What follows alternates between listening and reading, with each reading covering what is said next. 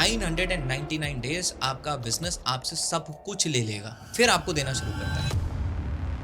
ज्यादातर स्टार्टअप क्या इसलिए फेल होते हैं? इसलिए फेल क्योंकि उनका कोई पर्सनल कनेक्शन नहीं था, वो कभी पेन नहीं था। उन्होंने उस प्रॉब्लम के पेन को ही नहीं झेला। किसी भी किताब को पढ़ के जो स्टार्टअप, उससे कहीं ज्यादा वैल्यूएबल ये पॉडकास्ट हो रहा है। काम करते करते किताबें पढ़नी चाहिए, किताब पढ़ के काम नहीं होता। So true। आज का ये पॉडकास्ट काफी खास होने वाला है, खासकर उन लोगों के लिए जो स्टार्टअप सीखना चाहते हैं। और मैं पहले ही कह देता हूँ ऑडियंस को कि अच्छा होगा कि आप डायरी पेन के साथ बैठ जाएं, क्योंकि एक लेसन जो आज हम सबको लेना चाहिए कि हेल्थ को किसी भी चीज के लिए ट्रेड मत करो। 18 से करियर शुरू करता है और 45 तक करियर बनाता है, और 45 में करियर बनाने के बाद उसको रियलाइज होता है कि जो मैंने इस करियर को बनाने में खोया वो हेल्थ थी। अगर ये चीज लोगों तक प्योरेस्ट फॉर्मेट में पहुंच जाए तो कई सारे लोगों को कई सारी बीमारियों से बचने में या रिवर्स होने में ये पौधा मदद कर सकता है। और 1 नहीं, 2 नहीं, 3 नहीं, 10 नहीं, 50 नहीं, 100 नहीं, 190 बायोएक्टिव कंपाउंड इसके अंदर होते हैं। 190। तो सीबकथॉर्न को चुनना, ये जो आइडिया था, क्या है ये सीबकथॉर्न? जब मुझे सीबकथॉर्न के बारे में पता चला और जब मैं पढ़ता गया इसके बारे में, तो फिर मैंने कहीं से सीबकथॉर्न मंगा के अपनी मदर को देना स्टार्ट किया। मेरी मदर की डाइट में सीबकथॉर्न स्टार्ट हुआ। 3 महीने में मेरी मदर की रिकवरी बहुत स्पीड अप हो गई। तो मुझे लगा कि प्रॉब्लम जो थी उसका सॉल्यूशन है ये, क्योंकि जब भी आप कीमोथेरेपी देते हैं वेट लॉस होता है, बाल झड़ते हैं, बहुत सारा पेन होता है, तो वो सब रिकवर होना शुरू हो गया। कोई एक मैसेज ऑडियंस के लिए जो स्टार्टअप करना चाहते हैं आगे? देखिए, जिंदगी में पर्पस होना बहुत जरूरी है। जिस आदमी की जिंदगी में पर्पस नहीं है वो जिंदा रहते मरा हुआ।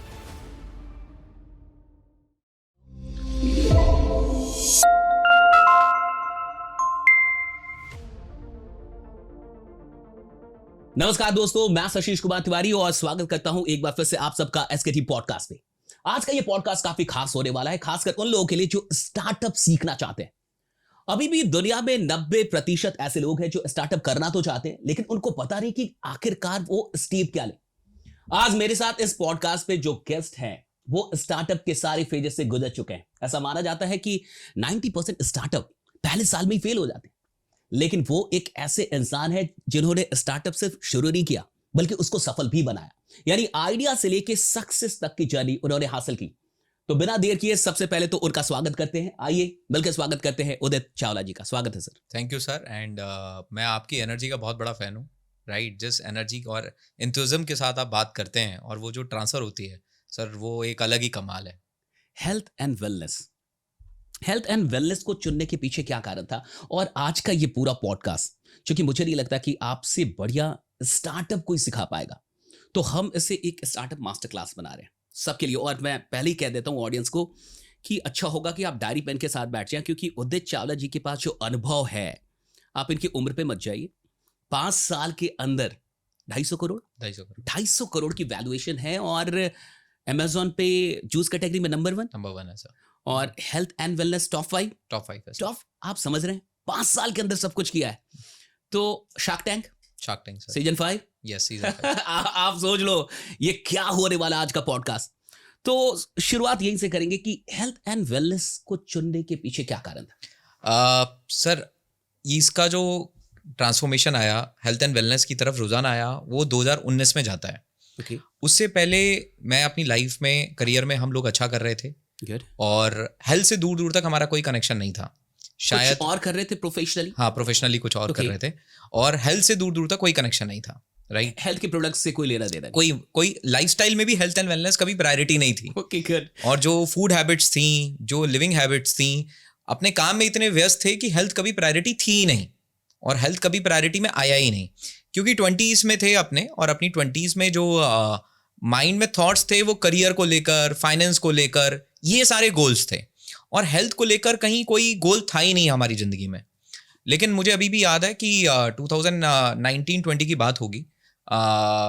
मैं मैंगलोर में था, कुछ मीटिंग्स कर रहा था, और मेरे पास एक डॉक्टर का फ़ोन आता है आगरा से, और वो बोलते हैं कि Udit, you have to come back to Agra, और आपको अपनी मदर को आगे का ट्रीटमेंट देखना होगा, आपकी मदर को कैंसर डिटेक्ट हुआ है। कैंसर। और अपनी 20s में थे, अच्छा करना शुरू करा, तो वो समय था जहां मुझे लगा कि अब पेरेंट्स ने जो हमारे ऊपर टाइम एंड एनर्जी इन्वेस्ट करी है, अब हम फाइनेंशियली कैपेबल हुए हैं, तो वो रिटर्न हमें उनको देना है। बट अचानक से जब कोई बीमारी आती है आपके परिवार में, तो आपके पैरों के नीचे से जमीन निकल जाती वो है, भी माँ के साथ। वो भी माँ के साथ। तो वापस आए और उसके बाद मेरा पूरा 1 साल राजीव गांधी कैंसर हॉस्पिटल में निकला। 1 साल। 1 साल रात को मैं वहीं राजीव गांधी कैंसर हॉस्पिटल में मेजर टाइम स्पेंड करता था, क्योंकि कीमोथेरेपी, पहले सर्जरी हुआ, फिर कीमोथेरेपी सेशंस हुए, फिर रेडिएशंस हुए, major time Rajiv Gandhi cancer hospital में निकला। और मैं ये देखता था कि यहाँ जो आसपास लोग हैं उनके लिए जीवन में सिर्फ एक ही प्रायोरिटी है, और वो ये है कि मुझे यहाँ दोबारा ना आना पड़े, और वो जो खोकर यहाँ आए हैं वो है हेल्थ। और मैं क्या वहाँ, बात है, वो जो खोकर यहाँ आए हैं वो हेल्थ। वो हेल्थ है। और मैंने ये सोचा कि आज मेरी मदर 50s में यहाँ है, तो ऐसा क्या गलतियां हुई कि वो 70s एक एज होती है जहां आप अज्यूम करते हैं कि ठीक है कि बीमारी hospital- हाँ, आएगी, बीमारी हॉस्पिटल के आएगी, चक्कर होंगे, हाँ। अब ये नेचुरल है। बट जब वही चीज 50s में होने लगती है तो आप सोचते हैं ऐसा क्यों, इतना जल्दी क्यों। और मैं ये सोच रहा था कि जिस तरीके की जिंदगी मैं आज जी रहा हूं, तो शायद ये हमारे साथ तो और भी 10 साल पहले हो सकता है, और आज अगर मैं इसी लाइफ को कंटिन्यू रखूंगा तो क्या होगा। और वहीं पे जब हेल्थ की तरफ जानना शुरू करा तो समझ में आया कि भारत इतना बड़ा देश है, और अगर इतने बड़े देश में हमने इतनी बड़ी पॉपुलेशन में अगर मेजर पॉपुलेशन बीमार हो गई तो सोचिए हमारा देश कैसा दिखेगा। हमारा देश एक ऐसा देश दिखेगा जो डायबिटिक कैपिटल है ही, और आज भी है। राइट। हमारा देश ऐसा देश दिखेगा जहां कार्डियोवास्कुलर हेल्थ एक बहुत बड़ी बीमारी है, और हमारा देश एक ऐसा देश दिखेगा जहां कंट्री का मेजर एक्सपेंस सिर्फ बीमारियों के ऊपर होता है। और हमारा देश एक ऐसा देश दिखेगा जो बड़ी बड़ी फार्मास्यूटिकल कंपनी देशों और विदेशों की, उनके लिए एक बहुत बड़ा मार्केट है। तो वहां से एक रुझान आया कि नहीं, हेल्थ एंड वेलनेस जीवन की एक बहुत इंपॉर्टेंट प्रायोरिटी है, और अगर इस पे ध्यान नहीं दिया गया तो इसके बहुत नुकसान है, जिसको मैं एक एग्जांपल से समझाता हूं। ठीक। मान लीजिए हम यंग हैं अभी, हमारी उम्र आज 18, 19, 20 साल है, हम जो भी खाते हैं डाइजेस्ट हो जाता है। तो मान लीजिए हेल्थ की कीमत 1 रुपए, 1 रुपए की वैल्यू है हेल्थ की। और अब हम आगे बढ़े, हमने अपना करियर प्लान किया, और हमने हमारे कॉलेज से निकलकर कोई बिजनेस स्टार्ट किया या कोई जॉब स्टार्ट करी। अब 1 0 लग गया हमारी लाइफ में, वैल्यू मान लेता हूं 10 रुपए हो गई। और फिर हमने हमारे जॉब में ग्रो करना शुरू करा, प्रमोशंस आए, ग्रोथ आई, अब हमारी वैल्यू 100 रुपए की हो गई। अब हमने बहुत सारा घर खरीद लिया, गाड़ी खरीद ली, हमारी वैल्यू हजारों में हो गई। उसके बाद हमने बहुत बड़ी फाइनेंशियल सिक्योरिटी हासिल कर ली, बहुत नाम बना लिया, पहचान बना लिया, हमारी वैल्यू लाखों और करोड़ों की हो गई। ठीक। और करते करते हमारी उम्र हो चुकी है 40-45, और 40-45 साल की उम्र में अब शरीर में वो बीमारी आ गई जो हमें हॉस्पिटल ले गई। तो हुआ क्या, वो जो 1 रुपए था वो हट गया, बाकी सारे जीरो अभी भी हैं, लेकिन नेट वैल्यू क्या हो गई? जीरो। वो जीरो हो गई। तो यही इंसान की कहानी है। 18 से करियर शुरू करता है और 45 तक करियर बनाता है, और 45 में करियर बनाने के बाद उसको रियलाइज होता है कि जो मैंने इस करियर को बनाने में खोया वो हेल्थ थी। राकेश झुनझुनवाला ने भी एक बार बोला था ये कि सबसे बड़ा जो इन्वेस्टमेंट है वो हेल्थ में। और शायद उन्होंने कहा कि मुझे लेट हो गया। तो वो एक लेसन जो आज हम सबको लेना चाहिए कि हेल्थ को किसी भी चीज के लिए ट्रेड मत करो, चाहे वो आपका करियर हो, आपका फाइनेंस हो, हेल्थ को ट्रेड मत करो। क्योंकि अगर आपने हेल्थ को ट्रेड करा तो आपको पता नहीं है आज आप जिस चीज के लिए ट्रेड कर रहे हो उससे ज्यादा बड़ा प्राइस उसी हेल्थ के लिए वापस चुकाना पड़ेगा। और अपने पेरेंट्स को भी कई बार हमें हमारे घर का, भले ही हम 18 साल के हैं, भले ही हम 19 साल के हैं, 20 साल के हैं, बट हमें हमारे घर का वो इंसान बनना पड़ेगा जो हेल्थ के ट्रांसफॉर्मेशन हमारी फैमिली में लेकर आए। और अगर हमारी फैमिली में कुछ ऐसी आदतें हैं जो हेल्थ के लिए नेगेटिव हैं और सदियों से चलती आई हैं और वो हमारा बिहेवियर बन गई हैं, उसको ठीक करने की जिम्मेदारी हमारे को 18, 19, 20 साल की उम्र में उठानी पड़ेगी। क्यों? क्योंकि अगर हमारे पेरेंट्स को जब हम बीमारी में देखेंगे, उससे बड़ा दुख मैं नहीं मान सकता कि कोई और हो सकता है, और वो भी समय से पहले देखें, इससे बड़ा और कोई दुख नहीं है। इससे बड़ा कोई दुख नहीं है, और कोई दुख नहीं है। आप अपनी माँ को हॉस्पिटल बेड पे देखें, आईसीयू में देखें, इससे बड़ा कोई दुख, इससे बड़ा कोई दुख नहीं, और वो भी समय से पहले। एक चीज यहां पता चलती है, मैं सबके लिए कह रहा हूं कि हर स्टार्टअप कहीं ना कहीं एक स्टोरी से शुरू होती है। जी, स्टार्टअप कहानियां हैं। जी, एक कहानी से शुरू होती है। आपने हेल्थ एंड वेलनेस क्यों चुना, इसके पीछे भी एक कहानी है। जी, एक रियल आपका एक एक्सपीरियंस है वो उस हॉस्पिटल का, 1 साल का, माँ के साथ सबको देखना, हॉस्पिटल में इतने लोगों को देखना, और वहां से कहीं ना कहीं मन में ख्याल आया कि हेल्थ एंड वेलनेस को चुनना है। जी, जी। नाउ द क्वेश्चन इज कि आपने जो प्रोडक्ट चुना, जी, वो बड़ा यूनिक। अब मैं सबको बताना चाहूंगा, देखिए पहली चीज तो ये समझ में आ गई कि पर्सनल एक एक्सपीरियंस होता है जहां से कोई आइडिया जी पैदा होता है, कोई एक चाहत पैदा होती है कि नहीं मुझे जी। इस फील्ड में काम करना चाहिए। जी बट ये एक जो चीज आपने चुनी, हम्म मतलब वो मुझे इतना रिस्की लगता है कि उसको आपने कैसे चुन लिया, सीबक थॉर्न। हम्म हम्म मुझे लगता है बहुत सारे लोग तो जानते नहीं भी नहीं होंगे, जानते सुना होंगे। भी नहीं होगा। नहीं सुना अच्छा, होगा। अगर आपने नहीं सुना तो कमेंट थोड़ा कर ही दीजिए कि नहीं सुना। सीबक थॉर्न, तो सीबक थॉर्न को चुनना, ये जो आइडिया था मुझे रिस्की लग रहा है। तो ये आपने कैसे चुना? और ऐसा माना जाता है कि जितने भी स्टार्टअप फाउंडर्स होते हैं वो रिस्क टेकर होते हैं। जी तो ये रिस्क लेने का ख्याल कैसे आया? सीबक थॉर्न क्या है? ये सीबक थॉर्न कैसे ये चुनने का ख्याल आया? करेक्ट। देखिए, सबसे पहली बात, जो सबसे पहला पॉइंट था स्टार्टअप में, आपने एक बहुत अच्छी बात बोली। अगर कोई भी इंसान स्टार्टअप करना चाहता है तो मैं सबसे पहली बात उसको ये कहना चाहता हूं कि आप ये देखो कि आप अपनी लाइफ में कौन सी प्रॉब्लम फेस कर रहे हो जिसका कोई सॉल्यूशन नहीं है। वो जिसका कोई सॉल्यूशन अभी आपको नहीं दिख रहा है, क्योंकि आप दुनिया में प्रॉब्लम ढूंढने से पहले आप वो प्रॉब्लम ढूंढो जो आपके पास है, और आप जैसे कितने लोगों के पास वही प्रॉब्लम है। क्योंकि जब आप किसी प्रॉब्लम से गुजरते हो और उसका सॉल्यूशन ढूंढते हो तो आपसे ज्यादा स्ट्रॉन्ग कन्विक्शन किसी और का नहीं हो सकता है। जब आप परेशानी किताबों में ढूंढ के उनके सॉल्यूशंस निकालते हो तो आपने कभी वो परेशानी झेली ही नहीं है, तो आप उसका सॉल्यूशन भी नहीं निकाल पाओगे। ज्यादातर स्टार्टअप क्या इसलिए फेल होते हैं? इसलिए फेल क्योंकि उनका कोई पर्सनल कनेक्शन नहीं था, वो कभी पेन नहीं था। उन्होंने उस प्रॉब्लम के पेन को नहीं झेला। जो इंसान एसी कमरे में पैदा हुआ है उसको एक किसान परिवार के रहने वाले एक छोटी सी झोपड़ी वाले इंसान के दुखों को कभी नहीं पता है। वो पढ़ सकता है, देख सकता है, सुन सकता है, महसूस नहीं कर सकता है। और पैसों के एंगल से या पर्पस से वो कोई धंधा शुरू भी कर सकता है, वो कामयाब नहीं बना सकता है। लेकिन आप जब किसी चीज को पर्सनली आपने वो प्रॉब्लम अपनी लाइफ में फेस करी है, सो ट्रू, उससे क्या हो सकता है, उसके इंप्लीकेशंस क्या हैं, जब आपने वो फेस करे हैं और फिर आप किसी सॉल्यूशन तक पहुंचे हो, तो आपका कन्विक्शन इतना स्ट्रांग होता है कि जब ये सॉल्यूशन मेरी प्रॉब्लम को सॉल्व किया, अब ये प्रॉब्लम अगर लाखों लोगों की है तो ये सॉल्यूशन अब मुझे लाखों लोगों तक लेकर जाना है। तो आप पहले ही जीत चुके हो, क्योंकि आपके आइडिया में आपके पास एक बहुत स्ट्रांग कन्विक्शन है। जब आपकी रास्तों की प्रॉब्लम आएंगी तो वो आपको डैमेज नहीं करेंगी, वो आपको रोकेंगी नहीं, क्योंकि आपको पता है सॉल्यूशन काम करता है और सॉल्यूशन ने मेरे साथ काम किया है। अब अभी मुझे ये बहुत अच्छी बात आपने बताई, ये सबके लिए कि कोई प्रॉब्लम जो आप फेस कर रहे हैं या कम से कम आपके अगल बगल के लोग, आपके परिवार के या आपके फ्रेंड्स फेस कर रहे हैं। और अगर हम देखें तो सबके साथ ऐसा हुआ है। रेड बस के फाउंडर, उनके साथ क्या प्रॉब्लम थी? वो एक दिन अपने छुट्टियों में अपने घर जाना चाह रहे थे, फेस्टिवल का टाइम था, कोई बस ही नहीं मिली, तो उन्होंने रेड बस बना दिया। उबर कि वो शायद किसी रेलवे प्लेटफॉर्म पे वो उतरे हैं और 2-3 बजे रात का वक्त है, उनको कोई टैक्सी नहीं मिल रही, उबर बनी, वहां से उबर बन गया। तो जब आप किसी प्रॉब्लम से निकलते हैं तो आपका कन्विक्शन स्ट्रांग हो चुका है। तो प्रॉब्लम उधार मत लीजिए किसी से। प्रॉब्लम आप ये आइडेंटिफाई करिए कि मैं और मेरे आसपास के लोग क्या प्रॉब्लम फेस कर रहे हैं, और अगर आपने ये कर दिया तो आप ऑलरेडी स्टार्टअप स्टार्ट कर चुके हो। उसका पहला फेस है, स्टार्टअप का पहला फेस है आइडेंटिफाइंग राइट प्रॉब्लम, और फिर दूसरा फेस है सॉल्यूशन। अगर आपने ये कर दिया तो बहुत बड़ा काम तो पहले ही हो चुका है। तो अब वापस आता हूं कि जो आपने कहा कि कैसे सीबक थॉर्न तक पहुंचे। तो जब मेरी मदर कैंसर हॉस्पिटल में थी और उनका ऑपरेशन हुआ, फिर कीमोथेरेपी हुए, रेडिएशंस हुए, तो डॉक्टर ने ये कहा कि आप अपनी मदर की डाइट में एंटीऑक्सीडेंट फूड्स को इंक्लूड करना शुरू करिए।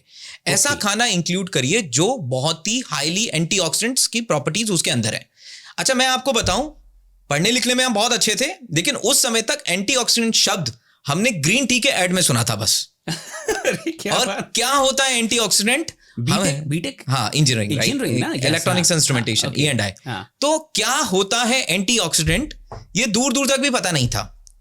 तो अब एंटीऑक्सीडेंट पे रिसर्च करना शुरू करा, तो मैं एक किताब तक पहुंचा, what your doctor doesn't know about nutritional medicine may be killing you, by doctor रे स्टैंड।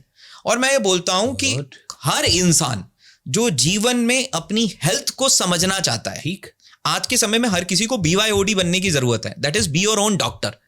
इतना तो समझो, कंप्यूटर चलाना सीख गए, लैपटॉप चलाना सीख गए, कोडिंग करना सीख गए, आर्टिफिशियल इंटेलिजेंस को सीख रहे हो, पहले अपने शरीर को तो समझें कि वो शरीर काम कैसे करता है। God, so great. तो वो जब किताब मैंने पढ़ी तो उस किताब में एक कॉन्सेप्ट मुझे समझ में आया। वो कॉन्सेप्ट था फ्री रेडिकल और एंटीऑक्सीडेंट। और मैं आपको, अगर आप इजाजत दें तो 2 मिनट में समझाना चाहता हूं। बिल्कुल, सबके लिए फायदेमंद होगा। अब फ्री रेडिकल क्या होता है? जब हमने खाना खाया, खाना हमारे शरीर में गया, ग्लूकोज बना, ग्लूकोज हमारे ब्लड में गया, ब्लड से हमारे सेल में गया। ओके। सेल में एनर्जी बनती है। तो ग्लूकोज सेल में माइटोकॉन्ड्रिया उस ग्लूकोज से एनर्जी बनाता है, एटीपी, वाटर और CO2। वाटर बाहर हो गया, CO2 बाहर हो गया, एनर्जी यूज हो गई। ये नॉर्मल प्रोसेस है। लेकिन होता क्या है कि इसी के साथ एक शरारती कंपाउंड बन जाता है जिसको बोलते हैं फ्री रेडिकल। इसका नाम ही रेडिकल है। तो जैसे हमने बचपन में केमिस्ट्री में पढ़ा था ना, जिसके आउटर मोस्ट शेल में 8 इलेक्ट्रॉन नहीं है, 1 इलेक्ट्रॉन कम है, वो रिएक्टिव होता है। तो इसके पास 1 इलेक्ट्रॉन की कमी होती है, तो अब ये 1 इलेक्ट्रॉन सबसे छीनता फिरता है और ये रिएक्शन स्टार्ट कर देता है हमारी बॉडी में। अब ये फ्री रेडिकल अगर सेल की मेम्ब्रेन को डैमेज करेगा तो वहां डैमेज हुआ, और अगर ये न्यूक्लियस तक पहुंच गया तो वो सेल कैंसरस सेल बन जाता है, ट्यूमर बन जाता है। तो हमारी शरीर में बीमारियों का जो जन्म होता है वो फ्री रेडिकल फॉर्मुलेशन से होता है, और हमारे बुजुर्ग होने का कारण भी फ्री रेडिकल है। अब अगर फ्री रेडिकल एजिंग का भी कारण यही है। Free radical theory is the biggest theory for ageing. अगर आपकी शरीर में ज्यादा फ्री रेडिकल बनेंगे तो आपकी उम्र ज्यादा होगी, क्योंकि डैमेज ज्यादा हो रहा है। फ्री रेडिकल अगर कंट्रोल्ड है तो एज कंट्रोल्ड है, और फ्री रेडिकल को अगर आपने मिनिमाइज कर दिया तो आपने जवानी रोक ली, तो आपने अपनी एज को कंट्रोल कर लिया। एंटी एजिंग है, यही एंटी एजिंग है, कंट्रोलिंग योर फ्री रेडिकल्स। अगर आपने फ्री रेडिकल एक लाइन में हो गई है, कंट्रोलिंग योर फ्री रेडिकल्स, तो आपने अपनी जवानी रोक ली। अब अब ऊपर वाले ने परेशानी दी है, ताला दिया तो चाबी भी दी है। So good. इस फ्री रेडिकल को न्यूट्रलाइज करने का काम करता है एंटीऑक्सीडेंट। इसके पास 1 इलेक्ट्रॉन ज्यादा होता है। ये फ्री रेडिकल को बोलता है भाई 1 इलेक्ट्रॉन ले, शरारत मत कर, चुप हो जा और काम डिस्टर्ब मत कर। तो ये एंटीऑक्सीडेंट है। अब हमारे शरीर में जब हम स्ट्रेस लेते हैं, बेकार खाना खाते हैं, पॉल्यूटेड हवा लेते हैं, जो कि अब सब कुछ हो रहा है आसानी से हर जगह अब ये उपलब्ध है, अब ये उपलब्ध है, राइट। खराब हवा बैठे वहां तो बहुत है, दिल्ली में तो बहुत है। तो फ्री रेडिकल का तो हमने फ्री रेडिकल को बनने की तो पूरी ताकत दे दी। अब ये जो एंटीऑक्सीडेंट है, ये कुछ एंटीऑक्सीडेंट हमारा शरीर खुद बनाता है, कुछ हमें बाहर खाने से लेने हैं। और अगर ये शरीर को एंटीऑक्सीडेंट मिले तो आप सोचिए, एक बहुत सिंपल सी मैट्रिक्स है, अगर शरीर में फ्री रेडिकल ज्यादा और एंटीऑक्सीडेंट कम, आप धीरे धीरे बहुत जल्दी एज करना शुरू कर देंगे। एंटीऑक्सीडेंट और फ्री रेडिकल बराबर, आपकी एज कंट्रोल्ड। और अगर फ्री रेडिकल एंटीऑक्सीडेंट ज्यादा है और फ्री रेडिकल कम है, आप, कई लोग बोलते हैं ना, अरे आप तो 10 साल जवान दिख रहे हो, आप तो 20 साल जवान दिख रहे हो, तो वो एंटीऑक्सीडेंट की वजह से है। और जब मैं एंटीऑक्सीडेंट पे सर्च कर रहा था तो उस समय मैं ये देख रहा था कि मैं अपनी मदर को क्या क्या एंटीऑक्सीडेंट्स दे सकता हूं। डॉक्टर ने कहा कि ये डाइट में इंक्लूड करना है। तो मैंने ब्लैकबेरीज देखा, मैंने अकाई बेरी देखा, मैंगोस्टीन देखा। उस समय जब आप तो फिर ढूंढते हो, रिसर्च मोड में आ जाते हो कि भाई मैं अपने घर वालों के लिए क्या करूं, और उतने में ही किसी ने एक मोदी जी का वीडियो भेज दिया, जहां सीबकथॉर्न पे एक वीडियो है, मोदी जी का वीडियो भेज दिया, और लद्दाख वाला, और उसी साल में वो आया था, जहां मोदी जी ये कह रहे थे कि इसमें उपलब्ध विटामिन सी में मानव जाति की सारी विटामिन सी की कमी को पूरा करने की ताकत अकेले ही है। तो वो वीडियो मेरे पास में आया, और फिर उसके बाद वीडियो में भी मेरे को बस इतना लगा कि ठीक है, प्रधानमंत्री की पोजीशन से आ रहा है तो बहुत ही क्रेडिबल है। उसके बाद जब मैंने रिसर्च करे, उस पर पढ़ना शुरू किया, तो आई वाज शॉक्ड। मुझे सीबकथॉर्न के ऊपर 200 साइंटिफिक रिसर्च पेपर मिले, 200, और मुझे यह पता चला कि रशिया इस पे 1920 से काम कर रहा है, और स्ट्रेस से बचने के लिए जो रशिया के कॉस्मोनॉट्स थे जो 1980 में स्पेस में गए, उनकी डाइट में उन्होंने स्पेशली सीबकथॉर्न दिया था, और उनको यूवी रेडिएशन से बचाने के लिए सीबकथॉर्न ऑयल दिया था। ये डॉक्यूमेंटेड है। मैं आपको इसके सारे डॉक्यूमेंट शेयर करूंगा, हम लोग दिखाएंगे। हाँ बिल्कुल मैं आपके साथ शेयर करूंगा। तो आई वाज शॉक। मैंने कहा कि 1980 में, और मैं आपको बताऊं, it was the first fruit juice to go in space. ये स्पेस में जाने वाला पहला फ्रूट जूस बना। अच्छा, मैं आपको एक बुक भी दिखाता हूं। तो देखिए सर, ये एक किताब है जो सीबकथॉर्न की है। ये एक साइंटिस्ट के थ्रू लिखी गई है, जो DIHR, defence institute of high altitude and research, ये जो DRDO की रिसर्च लैब है, उन साइंटिस्ट ने सीबकथॉर्न की सारी रिसर्चेस को एक जगह पे कंपाइल किया है, एक जगह पे डाला है। ये बुक मैं आप दिखाना चाहता हूं। ये seabuckthorn the super fruit, right, and it is written by mister Tsering Topdan ji की ये किताब है जो लिखी गई है। और इसमें अगर आप देखेंगे तो ये सारी बातें जो मैं आपको बताने वाला हूं, ये सारी बातें इस किताब में बखूबी मेंशन्ड है, सारी की सारी। अभी मैं आपको 1980 की बात कर रहे हैं। 1980, तो 1980 में रशियन कॉस्मोनॉट्स की डाइट में वो इंक्लूड करा गया। उसके बाद 2008 के बीजिंग ओलंपिक्स में ये नेशनल ड्रिंक बना, और चाइना ने 2008 की बीजिंग ओलंपिक में ये नेशनल ड्रिंक था, जहां चाइना ने इसको अपने एथलीट्स को दिया, उनकी परफॉर्मेंस को इनहेंस करने के लिए। और आप वो बात सोचिए, मैं आपको अभी रिसेंट की बात बताता हूँ, कोई जानते नहीं, और यहाँ कोई हम जानते नहीं, और रिसेंट में मैं आपको सोच रहा हूँ, ये तो बड़ा शॉकिंग है। आप 1980 से 2008 तक आ गए, रशिया से हम पहुंच गए ओलंपिक तक। और 2025 की बात मैं आपको बताता हूँ। 2025 में नासा ने पूरी दुनिया से 12 सीड पिक की हैं जिनको वो स्पेस में ग्रो कर रहा है, एस्ट्रोनॉट के लिए, खाना बनाने के लिए। और इंडिया से, जिसमें से 12 में से 2 सीड इंडिया से गए हैं, जिसमें से 1 सीड सीबकथॉर्न का है। अब ये बता दीजिए इंडिया में इसका कहाँ है, मतलब रूट कहाँ है? ये पौधा लद्दाख में होता है और 10,000 फीट की ऊंचाई से ऊपर ग्रो करता है। 10,000 फीट की ऊपर। और जैसे ही आप 10,000 फीट के ऊपर जाएंगे, आपकी ऑक्सीजन लेना बड़ा मुश्किल हो जाता है, क्योंकि ऑक्सीजन बहुत थिन हो जाती है। ठीक। और आप ये सोचिए कि 10,000 फीट की ऊंचाई के ऊपर कुछ नहीं उगता है, मतलब बैरन, एक तरीके से ठंडा मरुस्थल है, कोल्ड डेजर्ट है, और वहां एक ही पौधा उग रहा है, सीबकथॉर्न। इसके अलावा कोई दूसरा पौधा उग ही नहीं पाता है। Oh my God. अब ये पौधा इतनी कठिन परिस्थितियों में उगता है, इतना एनवायरमेंटल स्ट्रेस है। जैसे कोई इंसान कठिन परिस्थितियों से निकलता है तो उसका चरित्र बनता है, ओहो, ऐसे ही ये पौधा है, इतनी कठिन, इसलिए सुपर फ्रूट, इसलिए सुपर फ्रूट। ये नॉर्मल से सुपर बना इसलिए है कि जहां कुछ ग्रो नहीं हो पा रहा, इतने स्ट्रेस में ग्रो करता है। अब इसके पीछे की साइंस क्या है कि ये पौधा, इसकी जड़ें जमीन में 100 फीट अंदर तक जाती हैं, और सिर्फ वर्टिकल नहीं जाती हैं, हॉरिजॉन्टल भी जाती हैं। अच्छा, ऐसा है कि पौधा इधर है और 500 मीटर दूर तक इसकी जड़ें हॉरिजॉन्टल भी जाती हैं, और जमीन से सारे मिनरल्स एक्सट्रैक्ट करते हैं। और मिनरल एक्सट्रैक्ट करने के बाद ये पौधा अपने अंदर अपने बचाव के लिए कई सारे कंपाउंड बनाता है, जैसे फ्लेवोनॉइड, पॉलीफिनॉल्स। हमारे लिए नहीं बनाए थे उसने, अपने लिए बनाए थे, क्योंकि लद्दाख का टेम्परेचर -30 डिग्री जाता है। वहां इसको जिंदा रहना है, जहां ऑक्सीजन नहीं है वहां इसको जिंदा रहना है, सॉइल फर्टाइल नहीं है वहां इसको ग्रो करना है, पानी की कमी है वहां इसको ग्रो करना है।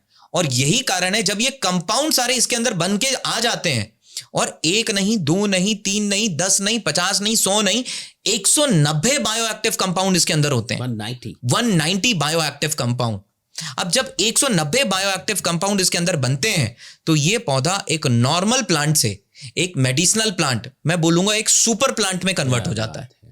और फिर जब मुझे सीबकथॉर्न के बारे में पता चला, और जब मैं पढ़ता गया इसके बारे में, तो मैंने कई रिसर्च पेपर पढ़े। एम्स दिल्ली का रिसर्च पेपर पढ़ा, जो हमारे देश का सबसे रेप्यूटेड मेडिकल इंस्टीट्यूट है। एम्स दिल्ली का मैंने रिसर्च पेपर पढ़ा, एम्स भुवनेश्वर का मैंने रिसर्च पेपर बना, DIPS डिपास जिसको बोलते हैं, जो अगेन DRDO की रिसर्च लैब है, उसका पेपर मैंने पढ़ा, नाइपर के पेपर मैंने पढ़े, बिहार के पेपर मैंने पढ़े, US की रिसर्च पेपर मैंने पढ़े, रशिया के रिसर्च पेपर पढ़े, चाइना के रिसर्च पेपर पढ़े, क्योंकि साइंस से तो कनेक्शन था, तो पढ़ के सब कुछ समझ में आता था। तो सारे कंक्लूजन पढ़े, एंड आई वाज शॉक्ड। तो फिर मैंने कहीं से सीबकथॉर्न मंगा के अपनी मदर को देना स्टार्ट किया। मेरी मदर की डाइट में सीबकथॉर्न स्टार्ट हुआ। 3 महीने में मेरी मदर की रिकवरी बहुत स्पीड अप हो गई। तो मुझे लगा कि प्रॉब्लम जो थी उसका सॉल्यूशन है ये अच्छा काम कर रहा है, उनकी रिकवरी बहुत तेज है। क्योंकि जब भी आप कीमोथेरेपी देते हैं, वेट लॉस होता है, बाल झड़ते हैं, बहुत सारा पेन होता है, तो वो सब रिकवर होना शुरू हो गया। और उस समय मुझे एक्ने का बहुत प्रॉब्लम था, मतलब मेरे पूरे चेहरे पे एक्ने रहता था, बहुत ज्यादा। मेरे पे भी, हाँ, ओके, बहुत ज्यादा एक्ने था। और मैं 7 साल डर्मेटोलॉजिस्ट के पास गया, वो एंटीबायोटिक दे देते थे कि आप एमोक्सिलिन खा लो, ठीक हो जाएगी। एक समय तो ऐसा आ गया कि लिवर इतना ज्यादा एंटीबायोटिक खा खा के डैमेज हो गया कि घर वालों को लगता था मैं ड्रिंकिंग करता हूँ। वो हो जाता है, वो डैमेज हो जाता है, लिवर डैमेज। तो और सॉल्व ही नहीं हो रहा था। और मैंने जब सीबकथॉर्न आया तो मदर ले रही थी, तो हमने भी कंज्यूम करना शुरू कर दिया। तो 3 महीने के अंदर अंदर मेरा पूरा वो एक्ने गायब, सच में पूरा। तो कुछ समय तो मुझे लगा कि कोई इत्तेफाक है, ऐसा तो नहीं एक्ने अपने आप ही ठीक होना था और मैं सीबकथॉर्न ले लिया हूं तो इसलिए हो गया हो। मेरे भी दिख रहे होंगे चेहरे पे आपको। हाँ, ये ठीक हो सकता है, ये एक्ने इससे ठीक हो सकता है। ये तो मेरे साथ मैंने खुद एक्सपीरियंस किया है। और अगर मैं आपको बताऊं, इसके पीछे साइंटिफिक रिसर्चेस भी कंडक्टेड हैं। ये मैं आपको दिखाता हूं, ये देखिए, अगर मैं इसको आपको पढ़ के बताता हूं, the properties of the berry oil in reducing skin wrinkle, blemishes, pigmentation and improving facial skin lifting. Applying the oil can reduce wrinkle around the eyes by 12%, spots and pigmentation by 2.5%, facial cheek lifting by 44%, skin elasticity by 4.3, skin density by 9.6, skin tone by 1.6, Lee and others 2021 का research paper है। तो जो मैं कह रहा हूं वो सिर्फ मैं अपने टेस्टिमोनियल के बेसिस पे नहीं कह रहा हूं, वो रिसर्च ऑलरेडी उसकी प्री क्लिनिकल स्टडी भी पब्लिश्ड है पब्लिक डोमेन में। तो और वहीं से हम सीबकथॉर्न से जुड़ गए। फिर एक साइंटिस्ट से मिले हम। हाँ, अच्छा, फिर साइंटिस्ट से फिर एक साइंटिस्ट से हमारी मुलाकात हुई। उनका नाम है डॉक्टर ब्रह्म सिंह जी। ओके, यहाँ दूसरी लर्निंग मैं देना चाहता हूँ स्टार्टअप फाउंडर्स को, जो भी कोई करना चाह रहा है, आपको अगर सॉल्यूशन मिल गया है या आइडिया, प्रॉब्लम और आइडिया मिल गया है, तो पहले उन लोगों से संपर्क साधिए जो उस फील्ड के एक्सपर्ट हैं। एग्जैक्टली। आपका बहुत सारा टाइम और एनर्जी बच जाएगी। क्योंकि वो काम करके बैठे हुए, वो काम करके बैठे हुए हैं, वो एक्सपर्ट हैं। या यहाँ आपकी कहानी में मैं जो समझ पा रहा हूँ, इसको थोड़ा सा डिकोड करते हैं बाकी लोगों के लिए, कि डॉक्टर ने पहले आपसे कहा कि एंटी ऑक्सीडेंट, वो फ्रूट वो डाइट में इंक्लूड करना है। यहाँ से रिसर्च आपकी शुरू हुई कि क्या क्या उपलब्ध है भाई, क्या क्या उपलब्ध है। वहां आपको सीबकथॉर्न मिलता है। सीबकथॉर्न मिला, फिर आप स्टडी करते हैं, स्टडी किया, सारी रिसर्च पेपर एंड ऑल सारी चीजें। करेक्ट, ये बहुत इंपॉर्टेंट चीज है कि आप रिसर्च करते हैं, आप पढ़ते हैं, सब कुछ जानने की कोशिश करते हैं, फिर इसके बाद भी आप यूज करते हैं। करेक्ट, फिर यूज किया, अनदर स्टेज, राइट? करेक्ट, फिर उसको यूज करते हैं, माँ यूज करती है, फिर आप यूज करते हैं, फिर आपको रिजल्ट मिलता है। करेक्ट, तब जाके आपने सीबकथॉर्न चुना है, ऐसे नहीं चुना है। करेक्ट। अब मैं जहां से देख रहा हूं, अब मुझे ऐसा लग रहा है ये रिस्क नहीं था, ये तो कैलकुलेटेड एक पूरी प्रोग्रामिंग के साथ आपने इसको किया। करेक्ट, सब कुछ अगर इतने स्टेप्स आप लेते हैं अपने सॉल्यूशन को चुनने में, तो इसको रिस्क नहीं कहेंगे।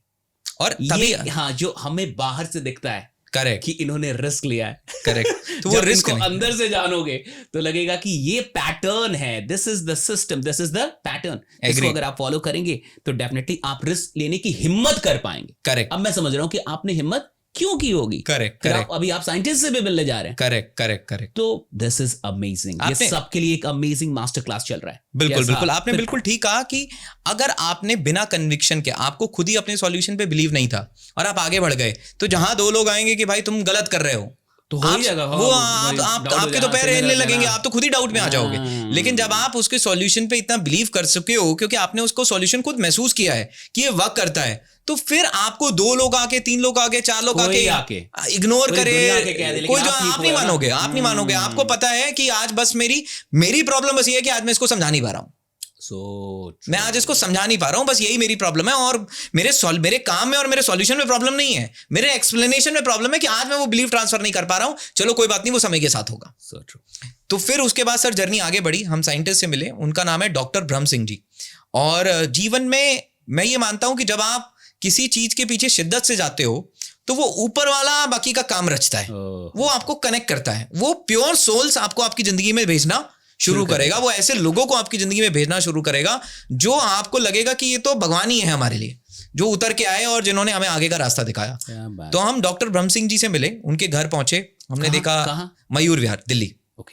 और उनके घर में एपीजे अब्दुल कलाम जी के साथ उनकी फोटोज लगी हुई थी।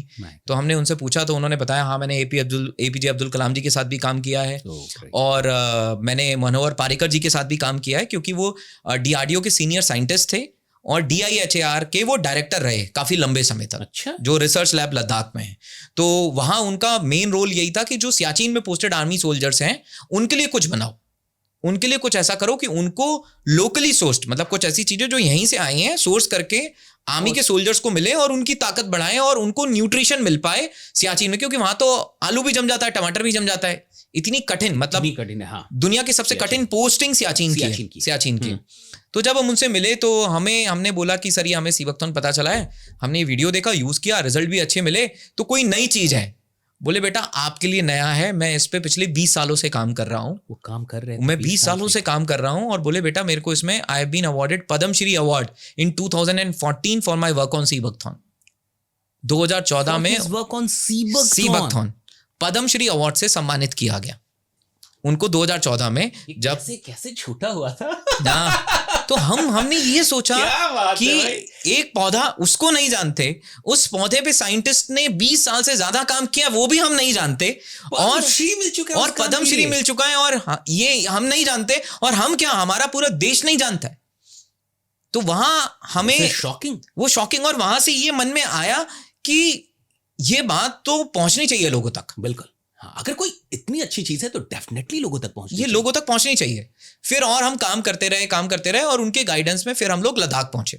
फिर जीवन में कुछ ऐसा हुआ कि वेरी गुड, हम लोग लद्दाख पहुंचे। लद्दाख चले गए। और जब लद्दाख पहुंचे तो पहले वहां हम सारे गवर्नमेंट इंस्टीट्यूशन से मिले जो ऑलरेडी सीबकथॉर्न पे काम कर चुके थे और कुछ ना कुछ डेवलपमेंट वो ऑलरेडी कर चुके थे काम। तो वहां से और बिलीव बढ़ा कि यहाँ तो कुछ इंस्टीट्यूट अपना पेटेंट करा चुके हैं प्रोडक्ट्स का, कुछ अपना काम कर चुके हैं और कन्विक्शन उनका भी बहुत स्ट्रांग था क्योंकि उन्होंने तो अपने चारों तरफ सीबकथॉर्न देखा है। हम तो जीवन में पहली बार वो पौधा देख रहे थे, तो बचपन से, वो तो बचपन से देख रहे हैं। तो ये पौधा, है? ये सीबकथॉर्न का पौधा होता है, राइट। इस तरीके आप देख रहे हो, ये ऑरेंज कलर की बेरी है और ये पत्तियां हैं छोटे छोटे, हाँ छोटी छोटी बेरीज हैं। 5 रुपए के सिक्के पे कई सारी बेरीज आ जाएंगी। छोटी रहती है, इतनी छोटी। ये इसका फुल साइज है। अच्छा, ये फुल साइज, ये मैक्सिमम साइज है। मैक्सिमम इन बेरी का यही साइज होता है। यही है वो, हाँ, सुपर फ्रूट। तो फिर हम लद्दाख पहुंचे और लद्दाख पहुंच के फिर हमने वहां पे, पहले तो हम ये सोच के गए थे कि बहुत सारे पौधे होंगे और ढूंढेंगे उनमें से कि सीबकथॉर्न का पौधा कौन सा है। अच्छा। और जब वहां पहुंचे तो कुछ उल्टा ही हुआ। सीबकथॉर्न के अलावा कोई और पौधा था ही नहीं।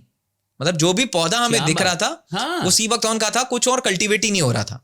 फिर हम वहां घूमते घूमते फिर हमने ये सोचा कि कैसे सीबकथॉर्न को समझते हैं और लोकल से बात करते हैं। तो हम लोग 8 घंटे ले से आगे नुब्रा पहुंचे, 8 घंटे की जर्नी करके। और लद्दाख तो मजा और सजा एक साथ देता है। मतलब हाँ, सजा भी देता है। आपकी SpO2 डाउन हो जाता है, डाइजेशन स्लो हो जाता है क्योंकि ऑक्सीजन नहीं है ना बिल्कुल। आप इतनी हाइट पे हैं। और जब आप खारदुंगला पास K2 टॉप पे, खारदुंगला पास पे जाते हैं तो आप 10 मिनट से ज्यादा रुक नहीं सकते, बेहोश हो जाएंगे आप। इतनी वहां ऑक्सीजन मिनिमल है, 10 मिनट से ज्यादा रुकना अलाउड ही नहीं है। तो वहां हम पहुंचे और पहुंचते पहुंचते हम लोग एक जगह पहुंचे नुब्रा वैली में, टीमोर। तो हम टीमोर पे बैठे हुए थे। वहां एक भाई साहब की पंचर की दुकान थी। तो हमने उनसे पूछा थोड़ा रिलैक्स करने के लिए, हाँ बहुत चलती उधर, वो बाइक चलती है तो पंचर, और वो एक बड़ा ये पॉइंट था, टी पॉइंट था। तो वहां पंचर की दुकान उन्होंने बिल्कुल ठीक आइडियोलॉजी के साथ में खोली थी। तो हमने उनसे पूछा कि सीबकथॉर्न पता है आपको? तो बोले कि नहीं, सीबकथॉर्न नहीं पता है। तो हमने बोला सीबकथॉर्न नहीं पता है? मैंने ये तो लोकल है, इनको सीबकथॉर्न नहीं पता है। तो हमने बोला वो जो सामने पौधा है वो तो जान रहा हूं। वो कह रहा है वो तो सस्ता लुलू है। तो वहां लोकल में इसको सस्ता लुलू बोलते हैं। तो लुलू हाँ, क्या मतलब है वहां? सस्ता लुलू मतलब ये वहां का ट्रेडिशनल शब्द है। जो हेल्थ देने वाली चीज होती है उसको लेके बोलते हैं। तो ट्रेडिशनल उनका लद्दाखी भाषा में मतलब है। तो हमने बोला कि हम जो है सीबकथॉर्न पे रिसर्च करने आए हैं, आप हमें दिखाओ, ये हमें थोड़ा थोड़ा दिख रहा है, मेजर कहाँ है यहाँ पे। तो बोले चलो आओ बैठो बाइक पे, मैं लेके चलता हूँ आपको एक जगह। तो वो बाइक पे हमें लेकर गए और जब हम वहां पहुंचे तो वो ऐसी जगह थी, हाइट थी, सामने एक वैली थी, मतलब वो हाइट पे थे, चारों तरफ पहाड़, हम एक ऊंचाई पे खड़े थे, बीच में नदी बह रही है और चारों तरफ सिर्फ एक ही पौधा है, वो है सीबकथॉर्न का। अच्छा। एक ऐसा जैसे आप कोई पेंटिंग देख रहे हो किसी नेचुरल जगह की, ऐसे पेंटिंग जैसा सीन था और इतना सुंदर सीन। और हमने कहा कि ये कुदरत की चीज है जिसके बारे में लोगों को पता ही नहीं। पिक्स बड़ी अच्छी आती है, हाँ बड़ी सुंदर पिक्स होगी आप लोगों ने। हाँ, हमने कुछ पिक्स ली हैं, मैं आपके साथ शेयर करूंगा। शेयर की हाँ, मैं बिल्कुल शेयर करूंगा। और मैं तो चाहूंगा कि आप आए लद्दाख घूमने। बिल्कुल चलेंगे। हाँ। तो वहां जाएं और देख कर आए। बिल्कुल। तो कई बार लोग जाते हैं बट इग्नोर होकर आ जाते हैं, उनको पता ही नहीं होता कि ये पौधा क्या है। तो वहां हमने ये सीन देखा, पूरा देखा और हमने कहा कि इतनी प्योरिटी कैसे कहीं और हो सकती है। पॉल्यूशन 0, एनवायरमेंट एकदम साफ, और वहां पर ये पौधा उग रहा है। इससे ज्यादा प्योर चीज कोई हो नहीं सकती क्योंकि वाइल्डली ग्रोन है। क्या बात है, ऑर्गेनिक से भी बढ़कर है, वाइल्डली ग्रोन है। अगर ये चीज लोगों तक प्योरेस्ट फॉर्मेट में पहुंच जाए तो कई सारे लोगों को कई सारी बीमारियों से बचने में या रिवर्स होने में यह पौधा मदद कर सकता है। जैसे किन किन चीजों में मदद कर सकता है? अभी इस पौधे को सबसे पहला तो इसका जो बेनिफिट है वो है आपकी इम्यूनिटी। क्यों?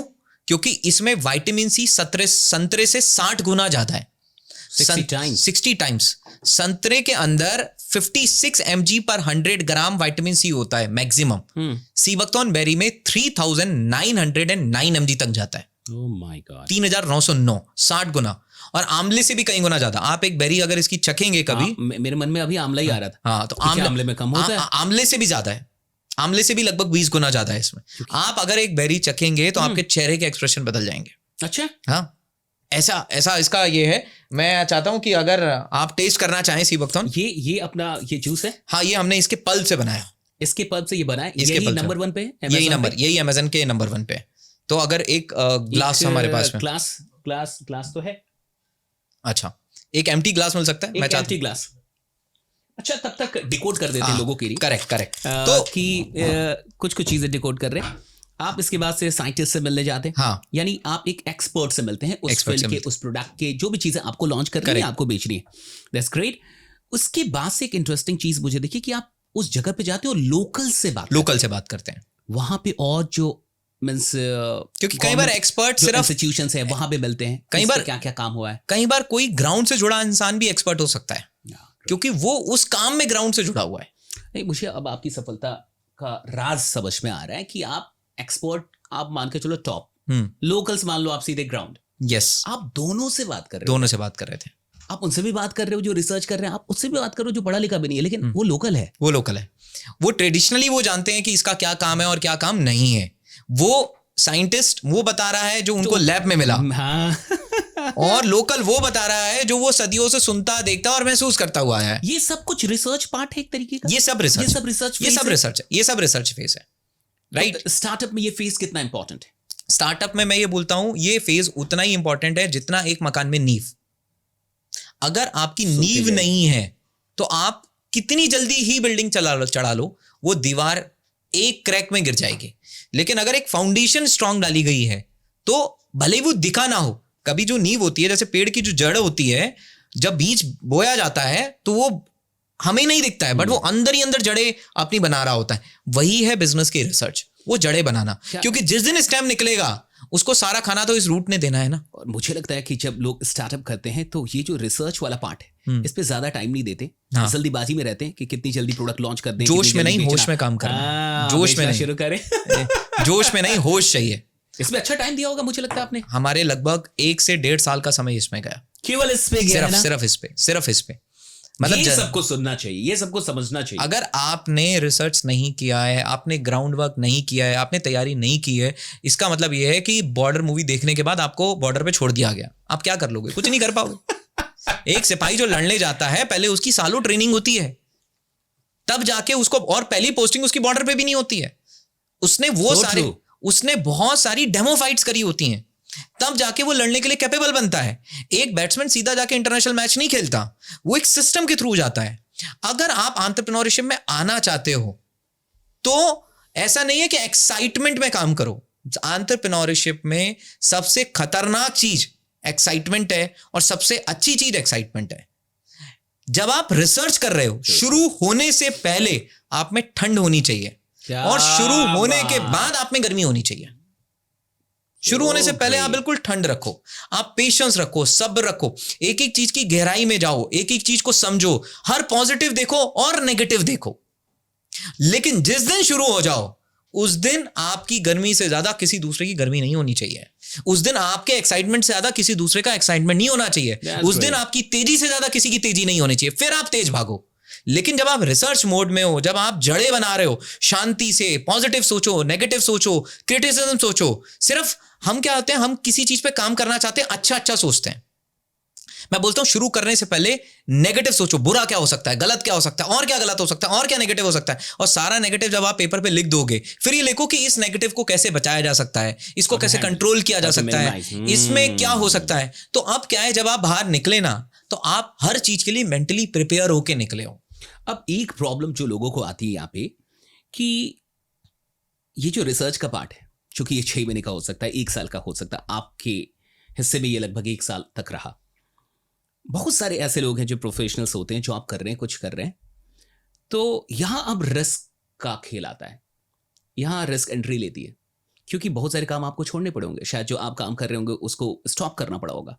सर उसी साल मेरे बच्चों का भी जन्म हुआ था, मेरे ट्विंस थे, उसी साल पैदा हुए थे। हाँ, उसी साल पैदा हुए थे, और इन सारे कामों में लगे होंगे। और जब वो 2 महीने के थे तब मैं लद्दाख में था।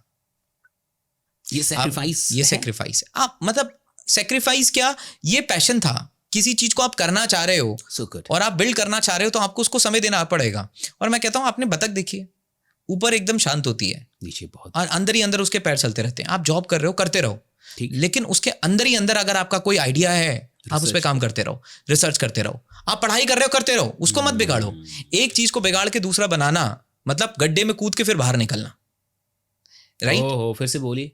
एक चीज को बिगाड़ के किसी दूसरे को बनाने का सोचना, मतलब गड्ढे में कूद के बाहर निकला। आप जब गड्ढे में कूद गए तो आप चढ़ोगे कैसे? पहले तो गड्ढे से बाहर निकलो ना। That's great, बहुत सारे लोग अगर पढ़ाई के साथ कुछ करना चाहते हैं, पढ़ाई बर्बाद कर देते हैं। जॉब के साथ बिजनेस करना चाह रहे हैं, सबसे पहले जॉब छोड़ते हैं। सबसे पहले जॉब गलत है। ये माइंडसेट गलत है। सचिन बिंसल, बनी बिंसल, जिन्होंने फ्लिपकार्ट बनाया, वो अपना शुरुआती 2-3 साल का काम तो उन्होंने जॉब के साथ किया। आप 6 बजे वापस आकर comedy night with Kapil Sharma मत देखो ना, तब काम करो ना अपना। क्या बात, आप 4 बजे के कॉलेज के बाद अपना काम करो ना। क्या बात है। आप उस समय में अपना काम करो। आप बतख की तरह काम करो, किसी को पता भी नहीं है। अच्छा, कई बार लोग होते हैं इतने एक्साइटमेंट कि आज कुछ स्टार्ट किया, कल जाके घर वालों को मैं तो बिजनेस करने वाला हूं, मैं एंटरप्रेन्योर बनने वाला हूं। सर, एंटरप्रेन्योर आप दुनिया को मत बताओ कि आप एंटरप्रेन्योर हो, दुनिया आपको बताए कि आप एंटरप्रेन्योर हो। आप तो अपना काम करो।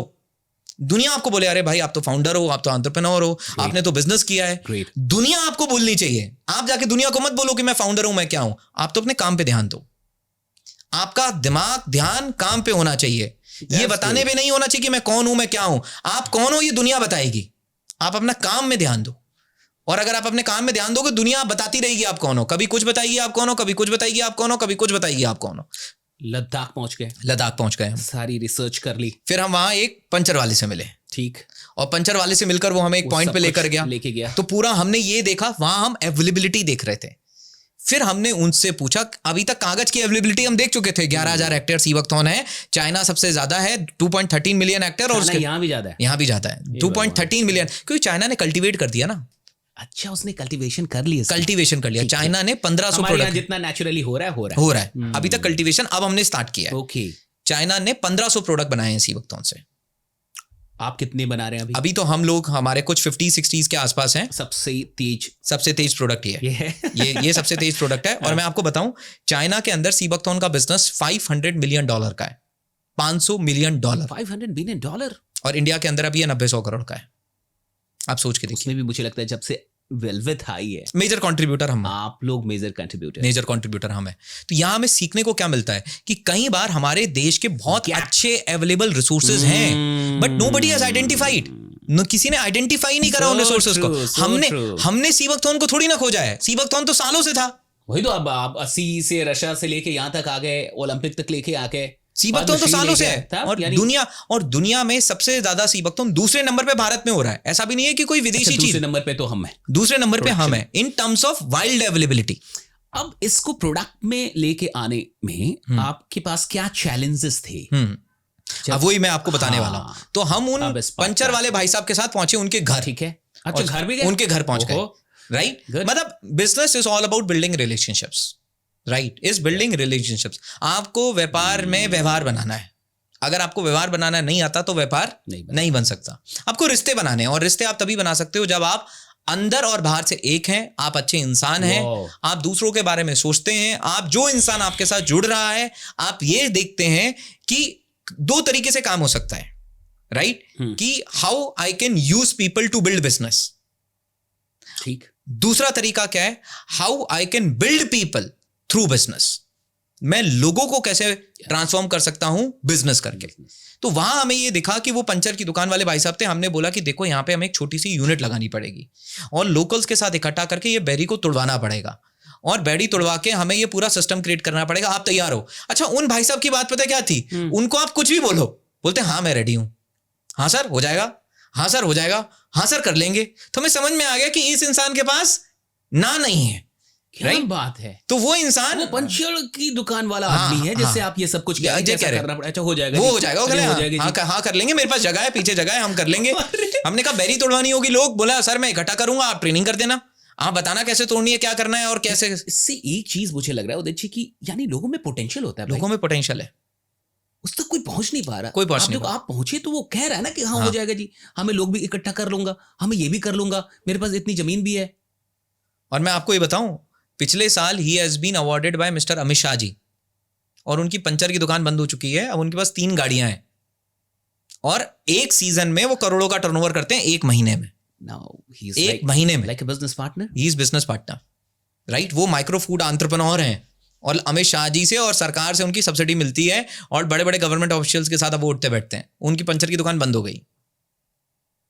आप सोचिए, एक पौधे में ताकत एक पौधा नहीं है, एक पौधा इकोनॉमी है, एक पौधा इकोनॉमी है। और ऐसे कितने पौधे होंगे इस देश आप देखिए, अच्छा चलिए मैं आपसे एग्जांपल पूछता हूँ, मैंगो क्या है?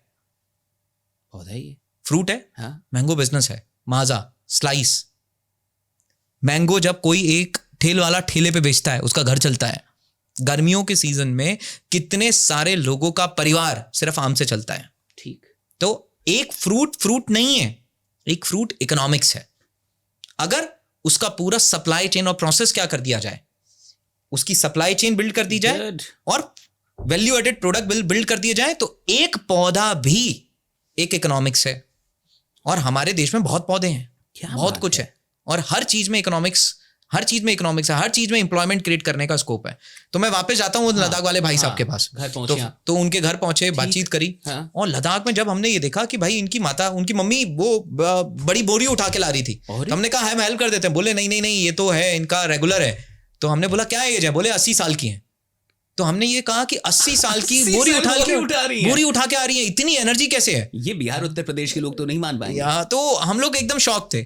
तो और सुबह हम उठे, तो यहाँ तो 70-75 में दिखने लगता है कि आदमी। मैंने तो 50-60 में देखा है। हाँ? मैं तो 50-60 में देखा है कि एनर्जी चली जाती है, घुटनों का दर्द आ गया और ये चीजें। और ये सब तो शुरू हो जाता है 45 के बाद, ये सब शुरू बहुत लोग के होंगे भी यहाँ पे। हाँ, तो वो शुरू हो जाता है।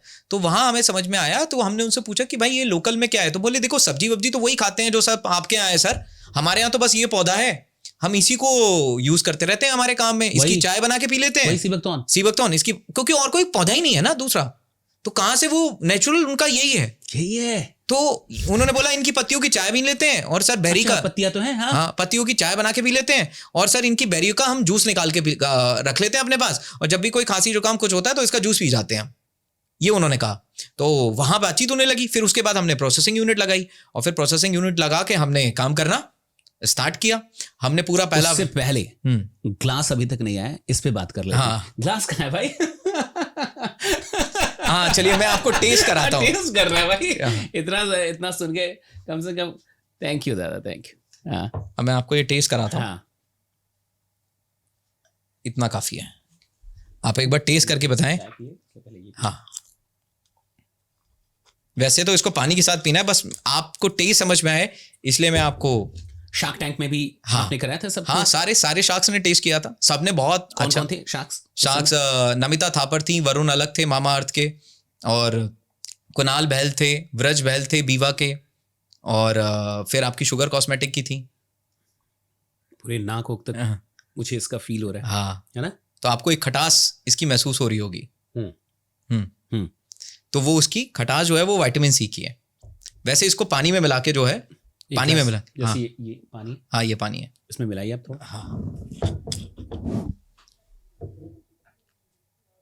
मिलाते ये भी बताइए फायदा क्या क्या है इसका? सबसे पहला फायदा विटामिन सी, इम्यूनिटी। ओके। दूसरा फायदा विटामिन ई, स्किन। इसमें एवोकाडो से 5 गुना ज्यादा विटामिन ई है इसके बेरी के ऑयल में। स्किन के लिए काफी अच्छा, स्किन के लिए काफी अच्छा है, एंटी एजिंग के लिए बहुत अच्छा है, क्योंकि जो मैं एंटीऑक्सीडेंट बता रहा था वो सारे एंटीऑक्सीडेंट इस सीबकथॉर्न के अंदर अवेलेबल है।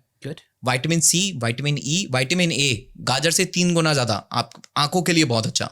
और इसमें सबसे इंपॉर्टेंट कंपाउंड है ओमेगास, ओमेगा 3, 6, 7 और 9। हार्ट के लिए भी अच्छा है? हार्ट के लिए अच्छा है बिकॉज ऑफ ओमेगा। और क्योंकि जो इसका सीड होता है, जैसे मैं आपको ये पौधा दिखाता हूँ, तो अभी तो हार्ट अटैक जो हो रहे हैं, सडन हार्ट अटैक काफी लोगों के, क्या जो लोग भी इसको यूज करेंगे वो इसकी, ये प्रिवेंशन है। कई हार्ट डिसीजेस को प्रिवेंशन का बहुत अच्छा काम है। देखिए ये जो बेरी है, इसके अंदर आप देख रहे हैं, ये सीड आपको दिख रहा है, छोटा सा दिखाइए, ये सीड है, ये सीड है, इसका ऑयल निकलता है। तो इसकी से, हाँ ये देखिए बेरी से पल्प निकला, अभी ये बेरी, ये पल्प है। ओके। और ये जो सीड है, अब इसकी सीड से निकलता है ऑयल। इससे क्या करेंगे? इसका ऑयल से बनते हैं कैप्सूल्स। इसके ऑयल से हमने कैप्सूल्स बनाए हैं, और वो जो ऑयल के कैप्सूल हैं उसमें ओमेगा 3, ओमेगा 6, ओमेगा 7, ओमेगा 9 चारों ओमेगा हैं। तो ये हमारी हार्ट हेल्थ के लिए बहुत बढ़िया है, और स्किन के लिए भी ये अच्छा है, स्किन के लिए अच्छा है, हार्ट के लिए अच्छा है। जो शुगर पेशेंट्स एंड ऑल होते हैं, क्या वो ले सकते हैं? बिल्कुल ले सकते हैं। इसकी रिसर्च पब्लिश्ड है कि डायबिटीज में ये इंसुलिन रेजिस्टेंस में बहुत अच्छा काम करता है, और इंसुलिन सेंसिटिविटी में बहुत अच्छा काम करता है। मतलब जो ऑलरेडी इंसुलिन रिलीज हुई है, ठीक, उसको स्मार्टली यूटिलाइज करने में। और इसके अंदर बीटा सेल, पेंक्रियाज के जो बीटा सेल्स होते हैं, मतलब जो इंसुलिन बनाते हैं, उनको रीजनरेट का काम करता है। स्पेशली डायबिटीज के लिए हमने क्या करा है, सीबकथॉर्न को करेला, जामुन और चराता के साथ कंबाइन कर दिया है। Very good. क्योंकि करेला में पेप्टाइड इंसुलिन है और जामुन में जंबोलाइन जंबोसीन है। अभी तक बस यही था, करेला जामुन जो भी आप जो भी बोल रहे हो उतना मुझे, Correct, लेकिन था बस इतना ही। बस इतना ही। आप इसको सीबकथॉर्न के साथ लेके आ गए। सीबकथॉर्न जैसे एक और एक 2 नहीं, एक और एक 11 होते हैं। तो ऑलरेडी सीबकथॉर्न बहुत ही बेनिफिशियल है, तो हमने बेस सीबकथॉर्न को रखा, लेकिन ये हर्ब्स को कंबाइन करके, मतलब सीबकथॉर्न को एंशिएंट आयुर्वेदा के साथ कंबाइन करके हमने वो चीजें डेवलप करी हैं जो लाइफस्टाइल टारगेटेड है। अगर कोई जनरल वेलनेस के लिए ले रहा है तो जनरल वेलनेस के लिए वो अपना ये ले सकता है। ये जो मैं आपको कैप्सूल बता रहा था, जो ये सीड मैंने आपको दिखाया, इसके सीड से जो कैप्सूल बनते हैं वो ये कैप्सूल है। अब देख रहे हैं इसके अंदर ऑयल है। हाँ, ऑयल है, इसके अंदर ऑयल है, प्योर ऑयल ही है। हाँ, अब इसको खा भी सकते हैं हम, राइट। आज का ओमेगा का डोज हमारा पूरा हो जाएगा। और इसमें भी हमने एक मिंट का फ्लेवर ऐड किया है। अभी तक ओमेगा खीरी, अगर मैं गलत नहीं हूँ तो वो कुछ फिश ऑयल करके कुछ, फिश ऑयल लेते हैं, तो मैं नहीं लेता था क्योंकि मैं प्योर वेज हाँ, वेज तो है आप। इसलिए मैं नहीं लेता तो था। ये आप तो फिर तो आपके लिए ये जो है संजीवनी है फिर। मैं नहीं लेता हूँ वो। हाँ, तो ये भी बेस्ट सोर्स का सबसे बेस्ट सोर्स है ओमेगा का। That's great। तो ये जितने भी लोग देख रहे हैं जो फिश ऑयल वाली चीज नहीं ले पाते थे, उनके लिए ओमेगा बेस्ट है। के लिए, उनके लिए तो फिर ये बेस्ट है। उनके लिए बेस्ट चीज है ओमेगा 3-6। नाम क्या है इसका? Sea buckthorn oil capsule. इसमें फ्रूट ऑयल भी है और सीड ऑयल भी है, दोनों है इसके अंदर, फ्रूट और सीड। तो मेरा रूटीन क्या है, मेरा रूटीन ये है, मॉर्निंग में मैं पल्प लेता हूँ, ठीक है, और एक ग्लास। आप कितना डालते हैं इसमें? 5 ml या 10 ml, Okay. एक चम्मच। एक चम्मच। आफ्टरनून में मैं लेता हूँ ये ऑयल कैप्सूल, ओके, जो इसके ऑयल से बने हैं। Okay. अब ये जो आप पत्तियां देख रहे हैं, इसकी पत्तियों से बनती है चाय। ये स्ट्रेस को कम करने का काम करती ये है। एज अ फाउंडर, हाँ, एज अ ये इसकी पत्तियां हैं, हमने इससे फ्रूट टी बनाई है। अरे ये फ्रूट टी भी है और नॉर्मल टी भी है। तो अच्छी लगती है। हाँ, ये पत्तियां हैं, इसमें हल्का सा खट्टा, हमने ड्राई बेरी भी ऐड कर दिया है, ठीक। तो हल्का सा खट्टा सा टेस्ट आता है। और मेंबर ऑफ पार्लियामेंट को कोविड के समय पे डीआरडीओ ने इसी सीबकथॉर्न लीव्स की चाय दी थी, राइट। क्या क्या आप न्यूज़ बात पढ़ेंगे है। तो आपको ये पता चलेगा। और इसकी लीफ में 5-HTP होता है जो सेरोटोनिन बनाता है, हैप्पी मॉलिक्यूल बनाता है, वो 5-HTP के अंदर है। तो ये काम करने का काम करता है, स्ट्रेस बूस्टर है, स्ट्रेस को, हाँ, Release करेगा, स्ट्रेस रिलीज करने का काम करता है। रिलीज करने का तो काम करता है। शाम को 4 बजे जो है वो हमारी चाय हो गई, चाय हो गई, और फिर रात में सोते समय जो स्किन केयर है वो हमने, स्किन केयर भी बनता हाँ, है। तो हमने इसका जो ऑयल है, ये तो एक खाने का ऑयल था, लेकिन सबसे अच्छी खास बात क्या है कि पैकेजिंग ये सब कुछ बड़ा प्यारा है आपका। हाँ, तो ये हमने एक एक चीज का काफी ध्यान दिया है। और आप ये देखेंगे कि इसमें हमने ये बॉटल भी हमने ग्लास बॉटल रखी है। ये ग्लास बॉटल इसलिए रखी है कि सीबकथॉर्न बहुत ही हाईली रिएक्टिव है, तो इसलिए ग्लास में होना चाहिए। करेक्ट। वो प्लास्टिक में होगा तो? प्लास्टिक में तो सर जहर है। मतलब आप ये समझिए कि पेट बॉटल अगर जो होती है, प्लास्टिक भी 2 है, पेट एसडीपी तो ठीक है, बट पेट अगर आप ले रहे हो तो जहर है, क्योंकि ये रिएक्टिव है। ये प्लास्टिक के साथ रिएक्ट करके वो माइक्रो प्लास्टिक इसके अंदर आएगा। समझ गया। तो प्लास्टिक तो हमें लेना ही नहीं है इसमें। ये हमने ऑयल, इसका बेरी का जो ऑयल, एक तो सीड का ऑयल होता है, एक इसकी बेरी में भी ऑयल होता है। तो हम इस बेरी को ड्राई करते हैं, फिर बेरी ऑयल निकालते हैं, उससे ये बना है, उससे ये लगा है। तो ये आप जो है 1-2 ड्रूप रात में सोने से पहले अपने चेहरे पे इसको लगा के मसाज कर लीजिए। पूरा आपकी जो स्किन है वो पूरा नरिश होनी क्या हो जाएगी, शुरू हो जाएगी। तो अंदर से भी ठीक हो गए, बाहर से भी, और बाहर से भी ठीक हो गए। और खास बात पता है क्या है कि आप, ये इतना प्योर है। अब लोग बोलते हैं कि ये, हाँ, ये मैं आपको देता हूँ, हाँ, ये इतना प्योर है कि लोग बोलते हैं कि इसमें कोई केमिकल तो नहीं है। मैं बोलता हूं इसको खा भी सकते हैं। अरे ये ऑयल है, बस क्या है कि वो कैप्सुलेट कर दिया खाने के लिए, ये लगाने के लिए। ट्रेड। तो आप बताइए, क्या कोई आदमी क्या कोई अपना स्किन केयर, क्या कोई अपना स्किन केयर खा सकता है? आप बताइए, इससे ज्यादा क्या प्योरिटी हो सकती है? जो चीज आप अपने चेहरे पे लगा रहे हैं, जो आपकी स्किन को नरिश कर रही है, तो वो कुछ क्वेश्चंस हैं मेरे पास। अब आते हैं थोड़ा सा इस स्टार्टअप मास्टर क्लास में जी।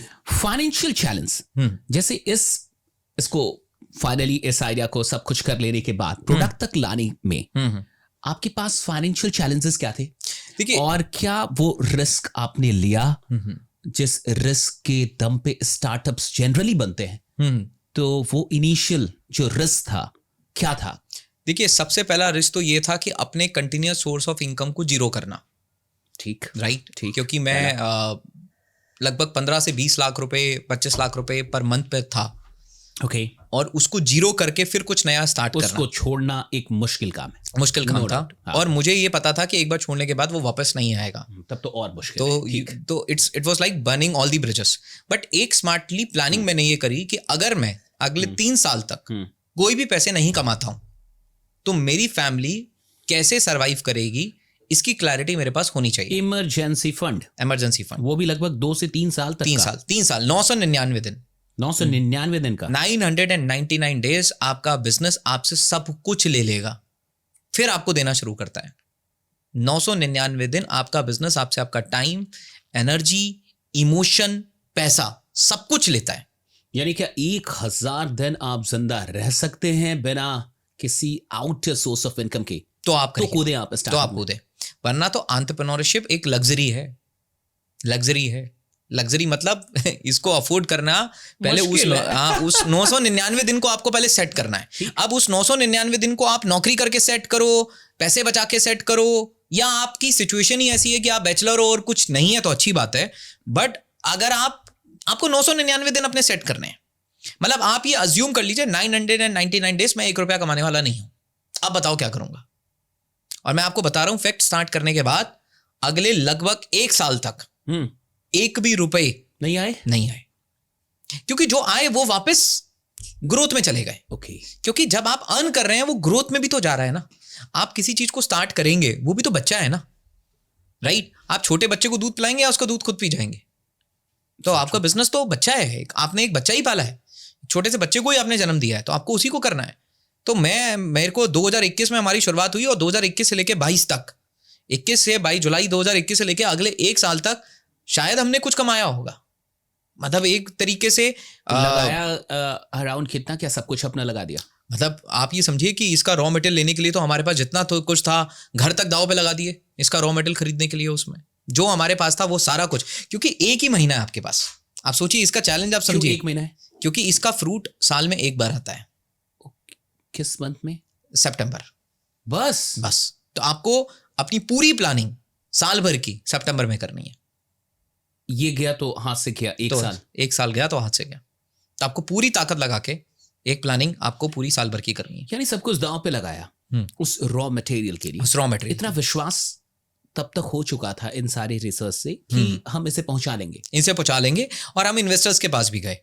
जैसे हम क्या था रवैया इन्वेस्टर्स का? जब हम 0 पे थे तो इन्वेस्टर ने कहा, कई इन्वेस्टर मिले, बोले कि ये बिल्कुल नई चीज है उधर, ये तो कैटेगरी बिल्ड करने वाला काम है और इसको तो कोई जानता नहीं है। ये हमने बोला हम एजुकेशन करेंगे। एग्जैक्टली, कैटेगरी बिल्ड करने वाला काम है। कैटेगरी बिल्ड करने वाला काम है, तो ये तो इसमें तो बहुत एजुकेशन चाहिए। तो हमने कहा एजुकेशन हम करेंगे।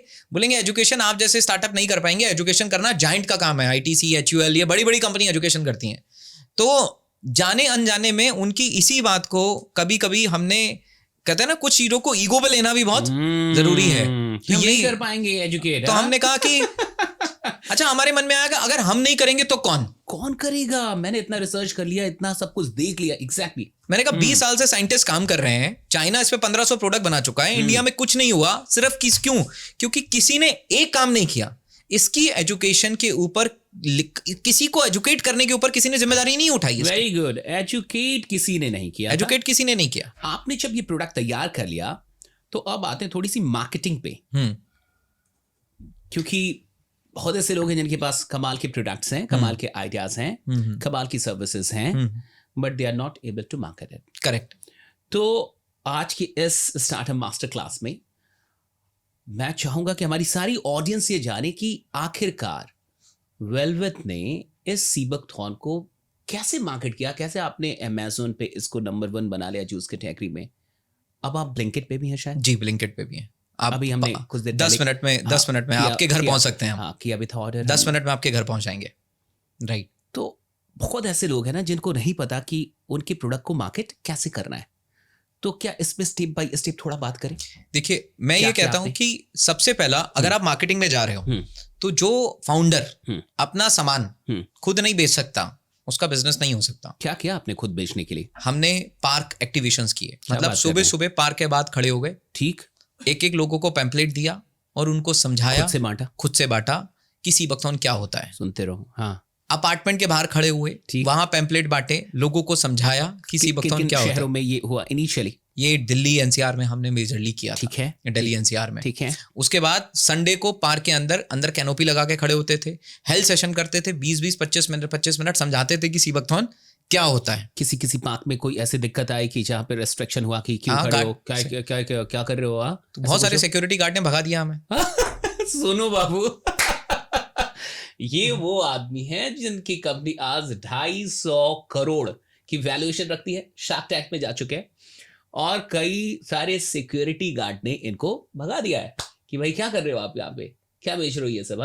तो ये बहुत इंपॉर्टेंट चीज है, ये जानना चाहिए लोगों को कि ये ऐसा, हाँ मतलब जो आज देख रहे हैं सूट वूट में, अरे भैया हाँ ये तो 250 करोड़ के लोग, अच्छा शार्क, ये यहाँ से नहीं हुआ, वो कहीं और से हुआ है। बिजनेस कभी भी एसी कमरे में बैठ के डेवलप नहीं होते, क्या बात है, वो जमीन पे ही डेवलप होते हैं। फिर उसके बाद इंडिया इंटरनेशनल ट्रेड फेयर्स, हमने ट्रेड फेयर मेलों में पार्टिसिपेट करना, ट्रेड फेयर में पार्टिसिपेट किया, ट्रेड फेयर में पार्टिसिपेट किया। Good. और ट्रेड फेयर में तो ऐसा होता था कि सुबह से बोलना शुरू करते थे और रात तक लगातार, क्योंकि पॉपुलर लोग आते जाते हैं, बस लोग पूछते थे क्या है ये, क्या है ये, ये क्या है। तो हम ये बोलते थे कि आपके 2 मिनट आपकी जिंदगी के 2 साल बचा सकते हैं, राइट। तो वहां पे फिर समझाते थे क्या है ये, सीबकथॉर्न है, ये सीबकथॉर्न है। और एक सवाल सुनने की हमें आदत हो गई थी, क्या है ये, हम तो जानते ही नहीं है सीबकथॉर्न को, क्या है ये, हम तो जानते ही नहीं सीबकथॉर्न को। और यही हमारा सपना था, अपॉर्चुनिटी देखा, या एज अपॉर्चुनिटी देखा, और हमारा सपना ये था कि वो दिन हमें लाना है जहां लोग बोलेंगे सीबकथॉर्न, अरे इसको तो मैं जानता हूं। और यही हमारे काम करने का मोटिवेशन बना। और जिस दिन लोग ये जानेंगे कि हाँ सीबकथॉर्न मैं जानता हूं, उस दिन लोग ये जानेंगे कि हाँ वेलवेदी है, मैं सीबकथॉर्न नहीं, मैं वेलवे सीबकथॉर्न को जानता हूं। क्योंकि जब आप किसी चीज की जिम्मेदारी उठाते हैं, उसको स्क्रैच से डेवलप करते हैं, तो ये होता है। तो हम पहले दिन अमेज़न पे नहीं आए, 2021 से लेकर 2024 तक, क्या बात कर रहे हैं, लगभग आप समझिए 2 साल, 2 से ज्यादा 3 साल हमने ग्राउंड पे काम किया। ऐसे ही जैसा आप बता रहे हैं, जैसा मैं आपको बता रहा हूं, ट्रेड फेयर्स, ग्राउंड, और भी park activation, corporate activation, team बनाई, ग्राउंड की टीम बनाई, अलग अलग शहरों में टीम बनाई, लेकिन काम सारा ग्राउंड का था, डिजिटल नहीं था। क्या इससे वो सेल हो पा रहा था जो बिजनेस को जिंदा रख पाए, जो आपकी उम्मीद को जिंदा रख पाए कि ठीक है? सबसे इंपॉर्टेंट था लर्निंग मिल रही थी, लर्निंग मिल रही थी। यानी अगर मैं डिजिटल प्लेटफॉर्म पे आपको सेल करा, ठीक है, मैं तो आपसे कभी मिला ही नहीं ना अपने कंज्यूमर से। मेरे को तो पहले ये देखना था कि मेरे सामने उनको क्या समझ में आ रहा है, उनको क्या चीज पसंद आ रही है, उनको क्या प्राइस पॉइंट सेट हो रहा है। ये लर्निंग मुझे कैसे मिलेगी? जब मैं उनके साथ ग्राउंड पे जाके अपने कस्टमर से हुबहू फेस टू फेस बात करूंगा। प्राइस भी वहां से निकाला, प्राइस भी वहां से निकाला, प्राइस पॉइंट, कॉस्ट मैट्रिक्स तो वहीं से सेट हुई, वहीं से कॉस्ट मैट्रिक्स सेट हुई। और जो आपको फीडबैक मिलते हैं, आपने कुछ बनाया, उसमें जो फीडबैक आपको मिलेंगे, वो फीडबैक आपको वहीं से मिलेंगे, उसी जगह से आपको फीडबैक मिलेंगे, और वो फीडबैक आपको चाहिए। फिर जब हम कॉन्फिडेंट हो गए, ये कि मार्केटिंग को एक लर्निंग फेज की तरह देखना चाहिए। पहला फेज आपका लर्निंग फेज होना चाहिए। पहले फेज में आपका ऑब्जेक्टिव ये होना चाहिए कि मुझे, अगर मैं अकेला जा रहा हूं, मुझे कम से कम 500 कस्टमर से खुद बात करनी है, चाहे वो रिजेक्ट करें, चाहे वो कुछ भी करें, चाहे वो कुछ भी करें। मेरे साथ तो ऐसा हुआ है कि हमने सीबकथॉर्न समझाया, वो 20 रुपए की टिप देके गए हैं। अच्छा, हाँ, उनको लगा कि बेटा आप अच्छे सेल्समैन हो। और वो 20 रुपए की कमाई जो है, वो बहुत बड़ा कॉम्प्लीमेंट था, वो बहुत बड़ा कॉम्प्लीमेंट था।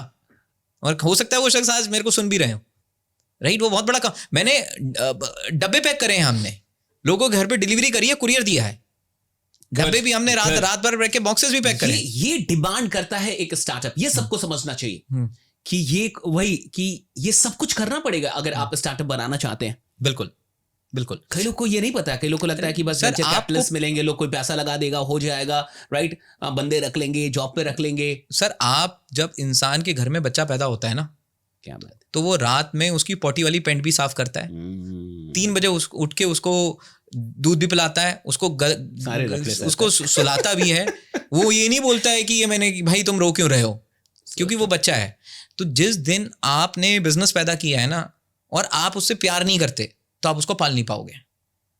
आपको बिजनेस से प्यार नहीं है, रिपीट दिस, अगर आपको अपने बिजनेस से प्यार नहीं करते तो आप पाल नहीं पाओगे उसको। जैसे बच्चे को क्यों पालते हैं? इसलिए मैंने सबसे कहा था ना कि वो डायरी और पेन लेके बैठे। आप किसी दूसरे का बच्चा पाल सकते हो? नहीं पाल सकते, क्योंकि आपको प्यार नहीं है। वो आपको आधा घंटा अच्छा लगेगा, और जब वो रोना लगेगा तो आप उसकी माँ को जाके पकड़ा दोगे, पकड़ ले, या उसके पिताजी को जाके पकड़ा दोगे, क्योंकि वो इंसानियत है, प्यार नहीं है। लेकिन जब अपना बच्चा होता है, उसको हल्का सा बुखार आ गया ना, आपको रात भर नींद नहीं आएगी। So true. वो क्यों है? क्योंकि वो प्यार है। आदमी जब तक अपने बिजनेस से प्यार नहीं करेगा ना, तब तक उसको कभी वो बिल्ड नहीं कर पाएगा। आई ओपनिंग है। मुझे लगता है जितने लोग ये बिजनेस, अगर वो बिजनेस कर भी रहे हैं ना और वो इस पॉडकास्ट को देख रहे हैं, ये आई ओपनिंग एक मोमेंट है उन सब के लिए। और ये क्वेश्चन करना चाहिए कि सही में मैं जो बिजनेस कर रहा हूँ, do I really love it और नॉट? क्या मैं सच में मोहब्बत करता भी हूँ या नहीं इस बिजनेस से, या सिर्फ पैसों से मोहब्बत करता हूँ, जैसा जनरली एक परसेप्शन है कि बिजनेस से पैसा आता है और लोग उस पैसा अपने आप आ जाएगा। में, हाँ, पैसा अपने आप आ जाएगा। जब आपको अपने काम से प्यार है, आप अपने बच्चे को क्यों पालते हो? आपके मन में ये कैलकुलेशन चल रही होती है कि बड़ा होके ये बिजनेस स्टार्ट करेगा और मुझे ये रिटर्न मिलेगा। आप 2 रुपए का रिटर्न नहीं सोच रहे होते हो।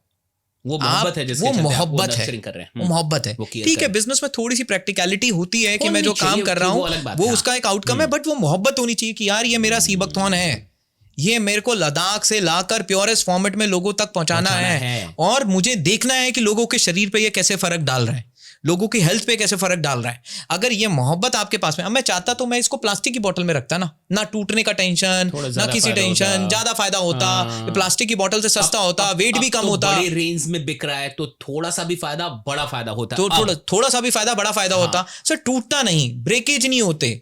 लेकिन मन में क्या था कि ये सीबकथॉर्न है, मुझे पता है ये रिएक्टिव है, मैंने अगर इसको प्लास्टिक की बोतल में दे दिया तो मैंने गलत काम किया। मैं इससे फिर मोहब्बत नहीं कर रहा हूं, मुझे इसको कांच की बोतल में देना है। इसके टूटना, इसकी परेशानी हमने झेली है, इसकी कांच की बोतल की परेशानी। लेकिन क्यों? क्योंकि प्योरेस्ट चीज प्योरेस्ट फॉर्मेट में पहुंचानी थी लोगों तक।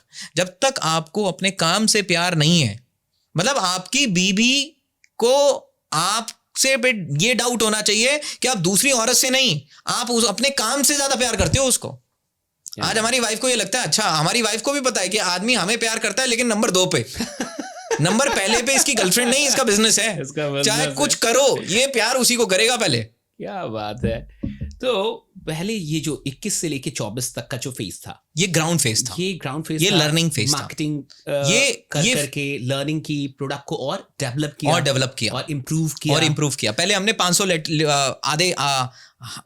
ml की पैकेजिंग लॉन्च करी। बताइए, पहली बार जब ये सब कुछ आप कर रहे थे, वो पार्क में जाना, सोसाइटी में जाना, पहला सेल याद है? हाँ, पहला सेल याद है। थोड़ा मोमेंट शेयर करेंगे? पहला हम समझा रहे थे, एक पर्सन को ये समझा रहे थे, तो बस वो ये बोल के गए कि उदित, मुझे नहीं पता कि सीबकथॉर्न क्या है, ठीक, बस तुमसे बात करके अच्छा लगा, अच्छा महसूस हुआ, ये इसलिए मैं लेके जा रहा हूं। तो वहां मुझे ये समझ में आया कि पहली बार कोई इंसान किसी नए प्रोडक्ट को खरीदता है तो वो प्रोडक्ट नहीं, आपका विश्वास खरीदता है।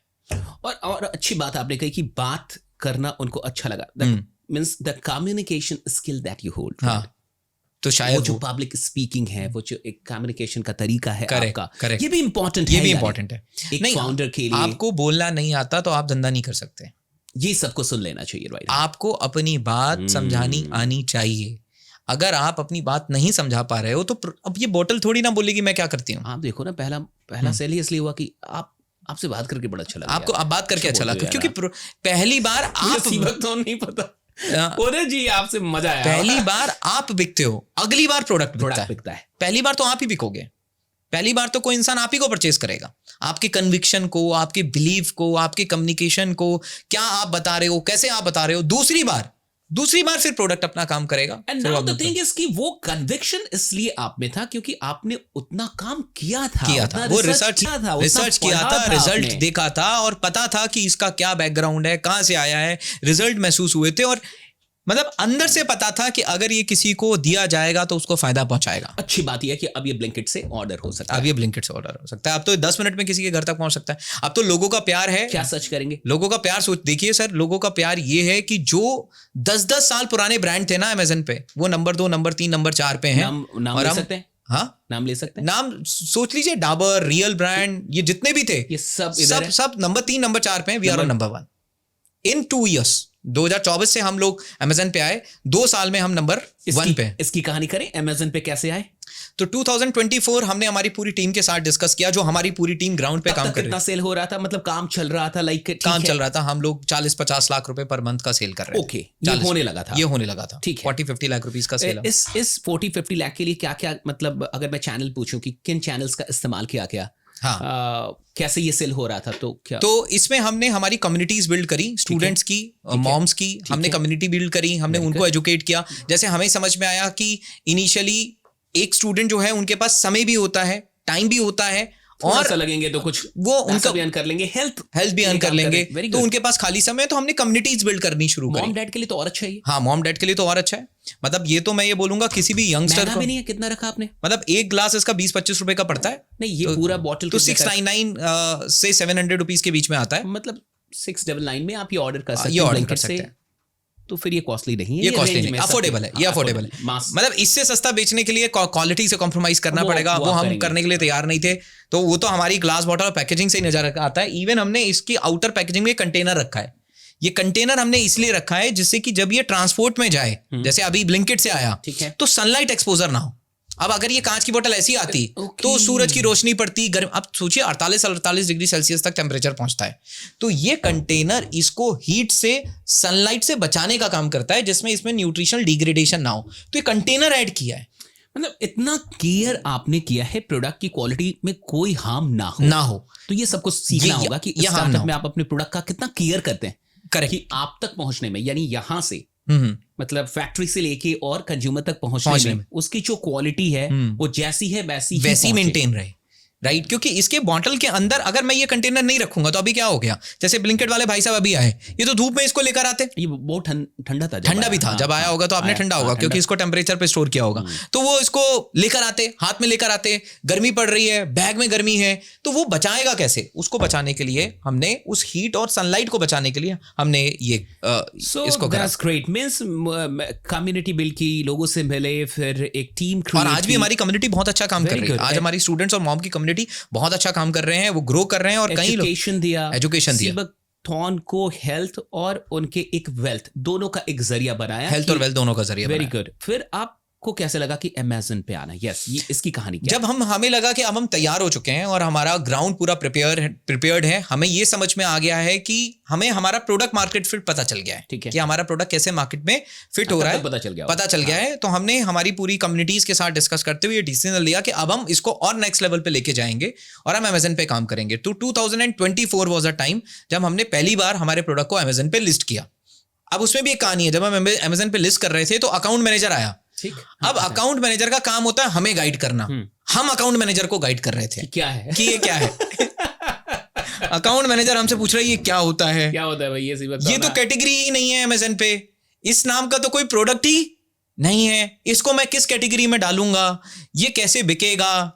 मेरे को अभी भी याद है कि हम अमेज़न के बैंगलोर ऑफिस गए थे और वहां पे जो ऑफिस गए कुछ समय के बाद, जब हम थोड़ा सा ग्रो कर गए, तो कैटेगरी मैनेजर ने हमें बुलाया।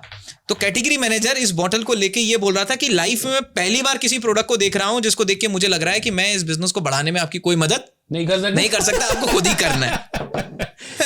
तो हमने कहा कोई बात नहीं, बस हम कर लेंगे सर। नंबर 1 पे आने का मतलब है कि लोगों में अवेयरनेस तो फैल गई। अवेयरनेस है सर, अवेयरनेस है। उसके लिए जाकर फिर हमने मोड चुने कि हम कैसे लोगों तक अपनी बात को पहुंचाएं और लोगों तक अपनी बात पहुंचाने का क्या सही तरीका हो सकता है। तो बहुत सारी बुक्स हमने डिस्ट्रीब्यूट करी, कई प्लेटफॉर्म पे जाकर हमने कम्युनिकेट करना शुरू करा। फिर जो भी लोगों को अच्छे रिजल्ट मिले थे हमने उनको कहा कि आप भी इसको स्प्रेड करो, आप भी इसको स्प्रेड करो, आप अपना एक वीडियो बनाकर हमें दो। और फिर वर्ड ऑफ माउथ धीरे धीरे होना शुरू हुआ। जो असली ग्रोथ आई वो तो वर्ड ऑफ माउथ से आई। जब लोगों को रिजल्ट मिलते गए तो फिर लोग एक दूसरे से बात करते गए, तो वर्ड ऑफ माउथ से फिर और ग्रो करा हमने। अमेज़न पे आने के बाद बिजनेस में क्या उछाल आया? अमेज़न में आने के बाद में हम लोग विद इन नेक्स्ट 6 मंथ हम लोग लगभग 1.5 करोड़ रुपए का रेवेन्यू हमने ऐड कर दिया था हमारे एग्जिस्टिंग रेवेन्यू में। 1.5 CR। ये बहुत बड़ा प्लेटफॉर्म। हाँ, ये बहुत बड़ा प्लेटफॉर्म है। 2 साल में आप नंबर 1 पे आ गए जूस कैटेगरी पे। ब्लिंकिट पे कैसे रजिस्टर किया? ब्लिंकिट पे हमने रजिस्टर करने के लिए पहले ब्लिंकिट को मेल डाला। जनरली कई बार वो ब्रांड को एक्सेप्ट नहीं करते हैं। तो ब्लिंकिट को हमने मेल डाला। फिर हमने हमारी अप्रोच क्या थी कि एक बार में एक ही चैनल पे पहले अच्छे से काम करेंगे। गुड। एक सादे सब सदे, सब सादे सब जाए। तो जब हमने कम्युनिटीज बिल्ड करी, कम्युनिटीज को स्टेबल किया, ठीक। फिर हमने अमेज़न को बिल्ड किया, फिर हमने अमेज़न को स्टेबल किया, ठीक। जब अमेज़न स्टेबल हुआ फिर हम वेबसाइट पे आए। Very good. हमारी खुद की वेबसाइट पे आए। हमने हमारी खुद की वेबसाइट को पूरा अच्छा बनाया उस पे काम Website किया। बहुत ब्यूटीफुल है। हाँ, हमने wellwithlife.com वेबसाइट को एक एक चीज पे हमने ध्यान दिया। कलर थीम क्या होगी, पैकेजिंग क्या होगी, कैसे हम रिफ्लेक्ट करेंगे, क्या वहां पे सारी इंफॉर्मेशन कन्वे हो रही है कि नहीं हो रही। वहां रिसर्च पेपर भी हमने डाले कि अगर कोई इंसान पढ़ना चाहता है तो वहां पे वो रिसर्च भी पढ़ सकता है कि ये प्रोडक्ट को छोड़ा नहीं। हाँ, कि ये इसके पीछे की रिसर्च क्या है, कि आप हमें मत माने, आप रिसर्च माने।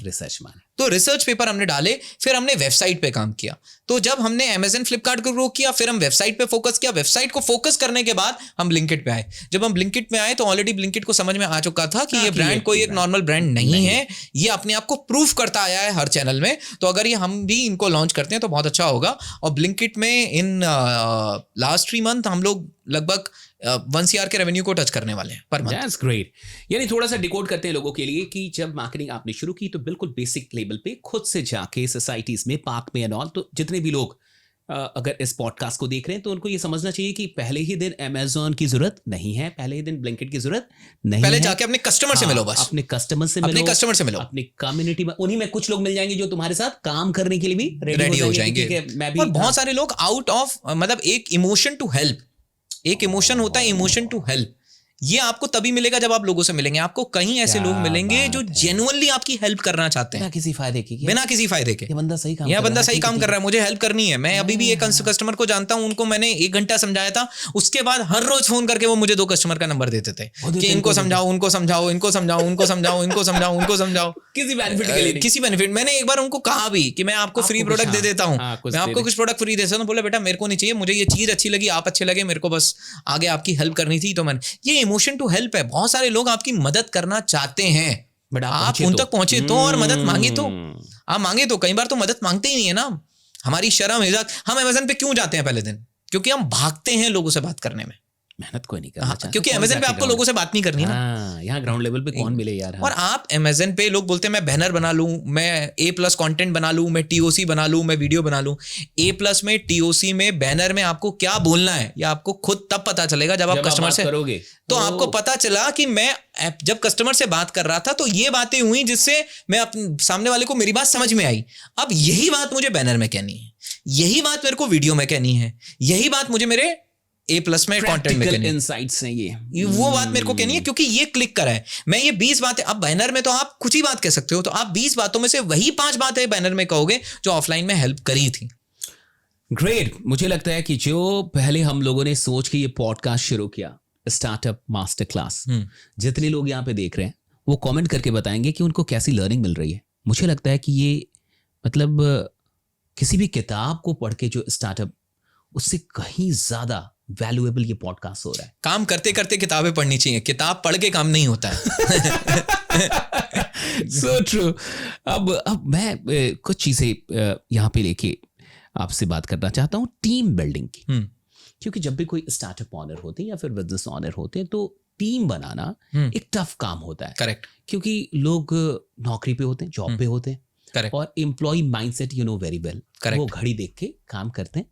करेक्ट। तो कैसे एक अच्छी टीम आपने फॉर्म की? क्या आप अपनी टीम को पसंद करते हैं, सेटिस्फाइड हैं उनसे आज? कैसे उनका रिटेंशन आपने बढ़ाया? क्या है रिटेंशन लोगों का? कितनी जल्दी लोग छोड़ देते हैं? इस पे थोड़ी सी बात करते हैं। देखिए, जब आप बिल्कुल नए हैं, एक स्टार्टअप है और आपके पास पैसों की बहुत कमी है, ठीक है, तो आप किसी बहुत बड़े तजुर्बेदार पर्सन को लाने की आपकी औकात नहीं है। मैं सीधा बोलता हूं, तो नहीं, आप तो पे ही नहीं कर पाएंगे, नहीं है। आपके पास पैसा ही नहीं है, राइट? तो आपको क्या चाहिए? तब आपको किसी पर्सन को डेवलप करना है, मतलब आपको कच्ची मिट्टी से घड़ा बनाना है आपको, राइट? तो आपको खुद ही अपनी टीम को डेवलप करना है। अब जब आपको टीम को डेवलप करना है तो आपको 3 चीजें देखनी है उनमें, ठीक है? सबसे पहली भूख, गुड, हंगर कितना है आगे बढ़ने का, आगे बढ़ने की, कुछ करने, क्योंकि जिसके पास भूख ही नहीं है उसको मैं धक्का ही मारता रहूंगा। सारी डिग्री एक तरफ है, भूख, ये थर्स्ट, ये हंगर एक तरफ है, ये हंगर एक तरफ है। वेरी गुड, पहली चीज ये। सेकंड, और वो हंगर दिख जाती है। दूसरा, डिसिप्लिन।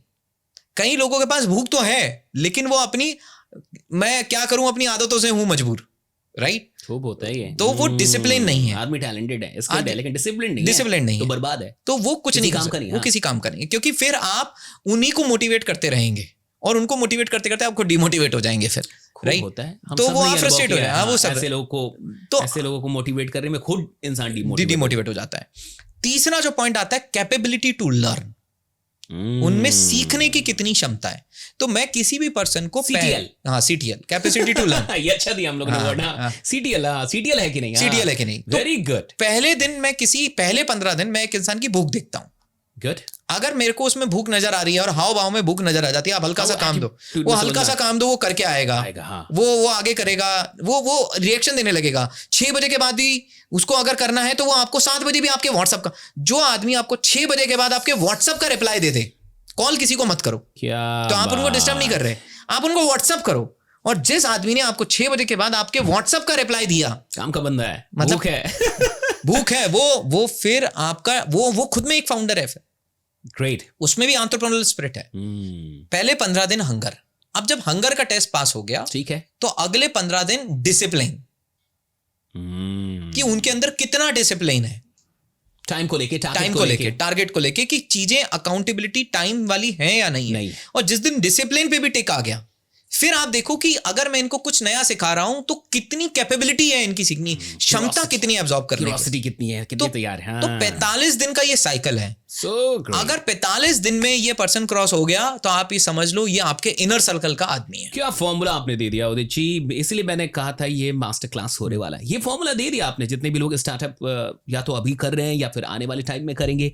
Such beautiful. अब हम लोग उल्टा करते हैं, हम लोग पहले दिन ही किसी की कैपेबिलिटी देखते हैं, अच्छा ये बहुत अच्छी बात करता है, इसका कम्युनिकेशन बहुत अच्छा है, ये तो बड़ा सुंदर दिखता है, ये तो बड़ा स्मार्ट है। देखिए कपड़े और कम्युनिकेशन स्किल सब डेवलप हो जाएगा। सबसे पहले भूख देखनी है, फिर डिसिप्लिन देखना है, फिर कैपेबिलिटी देखनी है, उल्टा नहीं करना। क्योंकि मैंने कई काबिल लोगों को उल्टा ही चलता है, अनडिसिप्लिन देखा है, इनडिसिप्लिन देखा है। मैंने कई काबिल लोगों को देखा है जिनमें काबिलियत बहुत थी लेकिन भूख नहीं है, वो कुछ नहीं कर पाएंगे। सबसे पहले भूख देखनी है। कई बार जिस आदमी में भूख है वो आज काबिल नहीं है, लेकिन 3 महीने की मेहनत के बाद वो काबिल होकर वो काबिल लोगों को भी पीछे छोड़ देगा। ग्रेट, एकदम सही है।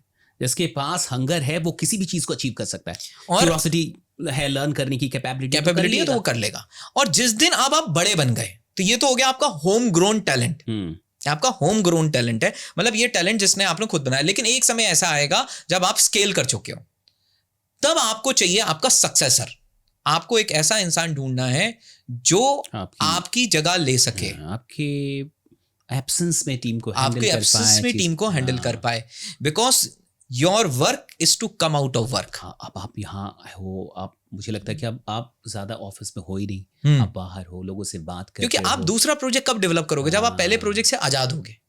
आपका काम है एक और बड़ी पिक्चर क्रिएट करना, लेकिन जो पिक्चर क्रिएटेड है उसको संभालने वाला तो होना चाहिए। एग्जैक्टली। तो your work is to come out of work. आपका काम है, क्या बात है, मैं जो काम आज कर रहा हूं उससे बाहर आना, तभी मैं दूसरा काम कर पाऊंगा। और तीसरा, जब आप उसके भी आगे बढ़ गए तो ऐसा बंदा लाओ जो आपको चुप करा दे, जो आपको बोले, जो आपको सिखाए। एक समय फिर आना चाहिए कि आप ना सिखाओ, वो आपको सिखाए कि ये चीज ऐसे होती है, ये ऐसे होगी, ये ऐसे होगी, ये ऐसे होगी। मेरी बात मान, जिसको आप पहले अफोर्ड नहीं कर सकते, जो पहले आप अफोर्ड नहीं, आप लाओ, क्योंकि अब आपके पास रिसोर्स आ चुका है। और हो सकता है लाने की जरूरत भी ना पड़े, क्योंकि आपका होम ग्रोन टैलेंट ही उस जगह है। या आप किसी नए चीज में दोबारा से टैलेंट डेवलप करने की जगह now you can acquire that talent. So that's great. Team building को लेके जो आपने बात बताई, हायरिंग एंड ऑल को लेके, ये कमाल की बात है। और रिटेंशन सर, रिटेंशन पैसे से नहीं होता है, रिटेंशन होता है you take care of your people, they will take care of your business. आप अपने लोगों की परवाह करें। आपको पता होना चाहिए कि मेरी टीम के में एक बच्चा है जिसकी मम्मी का ऑपरेशन होने वाला है। आपको ध्यान रखना है और आपको कंसर्न रखना है कि बेटा कैसा हुआ, आपकी मम्मी का ऑपरेशन हो गया, ठीक हो गया, एडवांस चाहिए, कोई बात नहीं, मेरे से ले लो।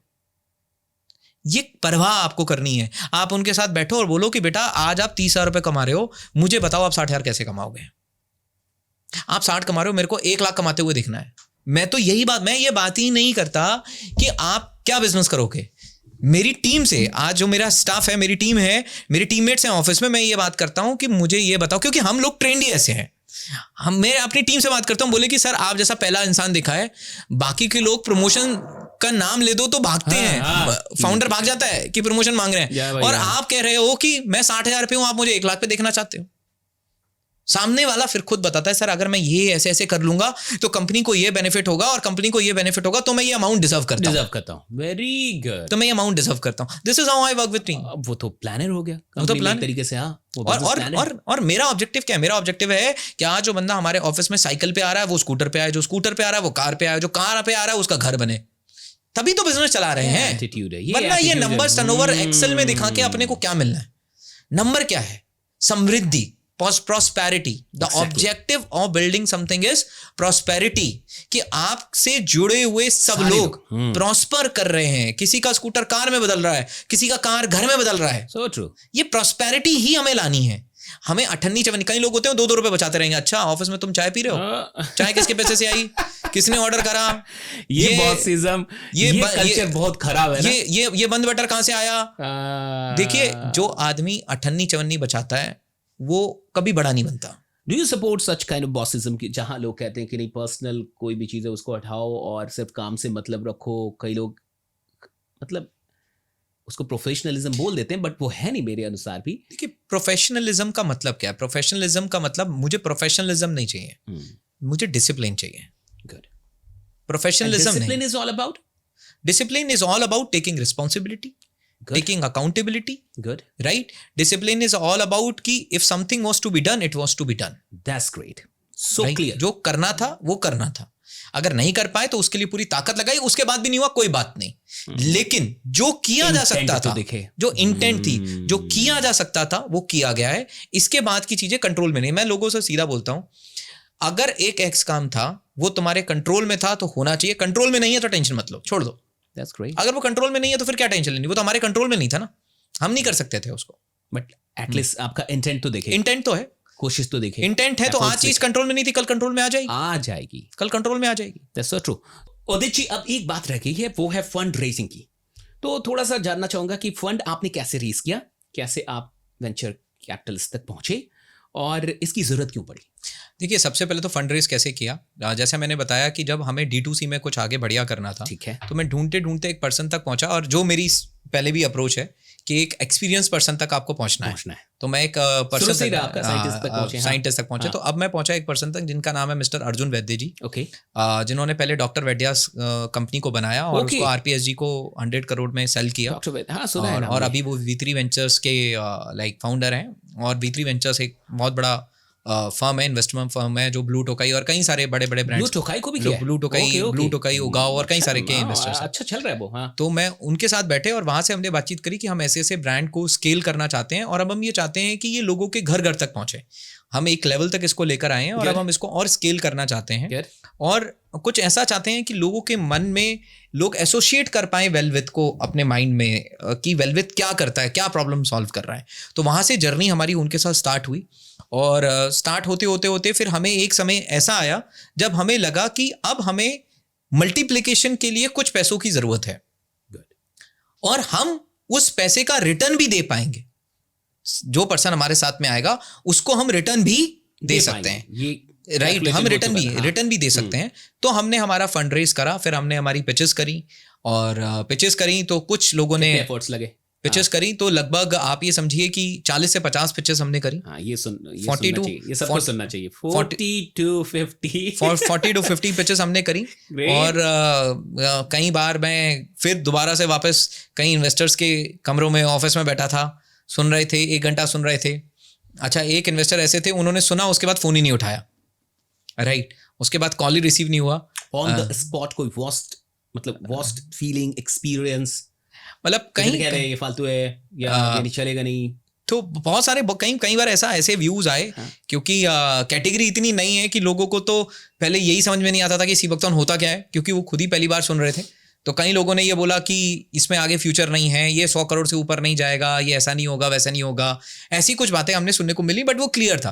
आपका विजन क्या कहता है, कितने करोड़ तक जाएगा ये इंडस्ट्री? 1500 करोड़ रुपए की इंडस्ट्री बनेगी अगले 4 से 5 सालों में। That's great, 1500 crore. और उसके तथ्य ये हैं कि आज शिलाजीत 1500 करोड़ की इंडस्ट्री है इंडिया की, अश्वगंधा 1500 करोड़ की, और ये सीबकथॉर्न उसी के रास्ते पे है, और शिलाजीत से ज्यादा सीबकथॉर्न इंडिया में, राइट, शिलाजीत इतना नहीं है जितना सीबकथॉर्न इंडिया में। तो 1500 करोड़ की इंडस्ट्री बनेगी और इसका बहुत बड़ा market US, UAE, European countries हैं, बट उनको हम तभी टैप करेंगे जब हम इंडिया ग्लोबल एक्सपेंशन है आपके पास है ये विजन। बिल्कुल ये विजन है, बट पहले एक सादे सब सादे, पहले इंडिया को कंप्लीट करके फिर ग्लोबल की तरफ। इंडिया ही, हाँ, पहले इंडिया को पूरा कंप्लीट करना है, then we will go for global expansion, फिर हम ग्लोबल एक्सपेंशन की तरफ जाएंगे। अभी हम धीरे से काम कर रहे हैं, इसके फ्रेंचाइजी मॉडल पे भी वर्क कर रहे हैं। 40-50 पिचेस करने के बाद क्या बीच में कभी ऐसा नहीं लगा कि अब इसको छोड़ देते, नहीं मिलेगा? नहीं, हमें पता था कि मान लीजिए कि आपको पता है कि एक बक्से में एक सोने का सिक्का है, ठीक है, बट वो कहीं सारे चांदी के सिक्कों के बीच में दबा हुआ है। ओहो, ग्रेट। आपको पता है वो है, तो आप क्या करोगे? एक एक निकालते जाओगे। अब वो पहला सिक्का भी हो सकता है और वो आखिरी भी हो सकता है। हमें पता था हमारे आइडिया को बिलीव करने वाला कोई ना कोई है, बट हमें नहीं पता कि वो कौन है। तो हमें हमारा काम करता रहना है, ईमानदारी से सबको समझाना है, जिसको बिलीव होगा हम उनके साथ में जाएंगे। और मैं आज आपको बताऊं, जो इन्वेस्टर हमारे साथ ऑन बोर्ड हुए बियॉन्ड सीट, राइट, उनके साथ जब हमने जिस वैल्यूएशन पे हमने उनके साथ ऑन बोर्ड किया, आज ऑलरेडी हम उसका 3x कर चुके हैं। एक साल में हम 3x कर चुके हैं। इन्वेस्टर भी बड़ा खुश होता है ना इससे, उसको तो पैसे अच्छे लगते हैं, राइट। बट कई बार वो भी आपकी जर्नी का वो भी, क्योंकि वो भी उतना ही रिस्क ले रहे हैं जितना रिस्क के साथ आगे बढ़ रहे हो, वो आपसे ज्यादा रिस्क ले रहे हैं, क्योंकि आपको तो अपने आइडिया के बारे में इन एंड आउट पता है, उनको तो नहीं पता है, उनको तो बस आप दिख रहे हो। तो उनके पास भी एक बहुत बड़ा कमिटमेंट होता है, और फिर कई ऐसे लोग थे जिन्होंने उस समय मना करा, आज वो हाँ कर रहे हैं, बट अभी हम करंटली रेस करने के सिचुएशन में लेने के बाद चूंकि ये एक आउटर इन्वेस्टमेंट है एक तरीके का कंपनी के अंदर, क्या काम करना चैलेंजिंग हो जाता है? क्या स्ट्रेस आ जाता है, या फिर ऐसा कि नहीं ठीक है फ्रीडम फिर भी रहता है? अभी तक का मैं एक्सपीरियंस बताऊं तो आपकी गवर्नेंस अच्छी हो जाती है। मतलब कई बार ऐसा होता है कि कुछ ऐसे काम आप अनजाने में नहीं कर रहे थे।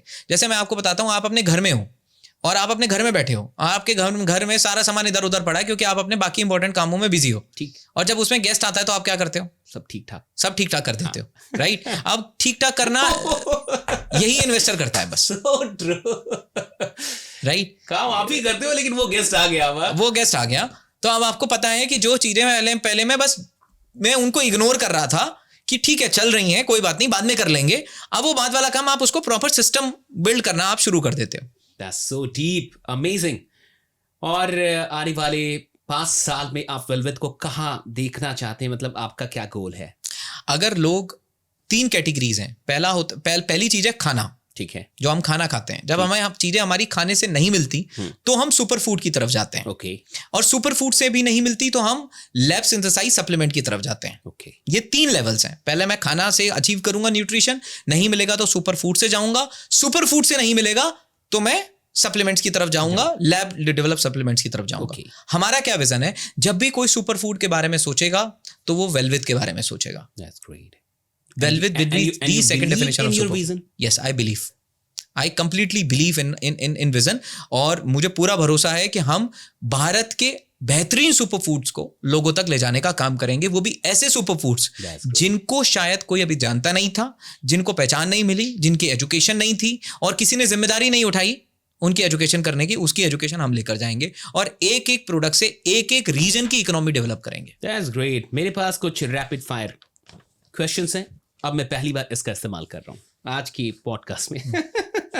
वरना अभी तक जरूरत ही नहीं पड़ी, इसकी जरूरत नहीं पड़ती है मुझे, अमूमन नहीं पड़ती, लेकिन मैं फिर भी ये काम करके आता हूँ। मतलब मेरी भी एक आदत है, आता जरूर हूँ काम करके, बट इनकी कोई ज़रूरत नहीं पड़ी, ये ऐसे ही रखे रह गए। लेकिन कम से कम रैपिड फायर में थोड़ी सी ज़रूरत मैं इनकी ले लूँ। और कुल मिला के मुझे लगता है कि ये एक सुपर्ब, जैसे ये सुपर फ्रूट है सीबुकथॉर्न, वैसे ये सुपर मास्टर क्लास है, स्टार्टअप मास्टर क्लास सुपर। तो रैपिड फायर थोड़ा सा शुरू करते हैं। कोई ऐसा मोमेंट जब आपको ऐसा लगा था कि सब कुछ बंद करना पड़ेगा? नहीं, ऐसा कोई मोमेंट नहीं आया। मतलब विश्वास पहले से ही था कि पहले से विश्वास था कुछ ना कुछ होगा। अपने को फाउंडर्स में से कोई एक क्वालिटी बताइए जो आप उनसे सीखना चाहते हैं। हम लोग कॉम्प्लीमेंट करते हैं। अगर एक गर्म होता है तो दूसरा नरम होता है, दूसरा गर्म होता है तो एक नरम हो जाता है। गुड। कितने को फाउंडर्स हैं? हम लोग 4 को फाउंडर्स हैं। That's great. जो भी हमारी ऑडियंस है, लिसनर्स के लिए कोई एक चीज बताइए जो आज से वो अपने हेल्थ के लिए शुरू कर दें।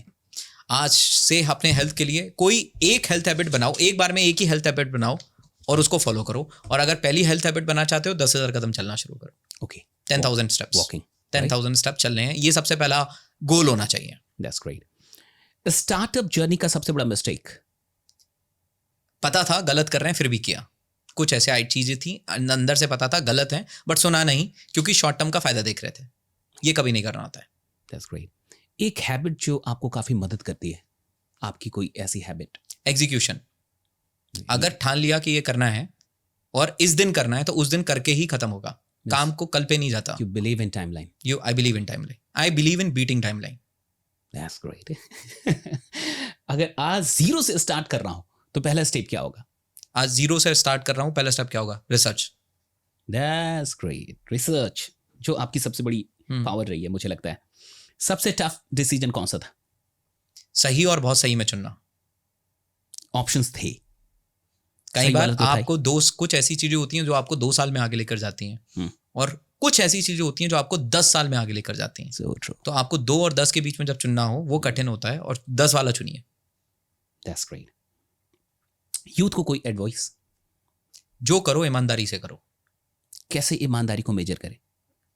ईमानदारी का मतलब, जब किसी काम को आपने किया, करने के बाद जब आप अकेले में बैठे, तो आपको ये पता होना चाहिए कि इस काम को इससे ज्यादा इसमें मेरी तरफ से और कुछ बचा नहीं, मैंने अपना बेस्ट दिया है।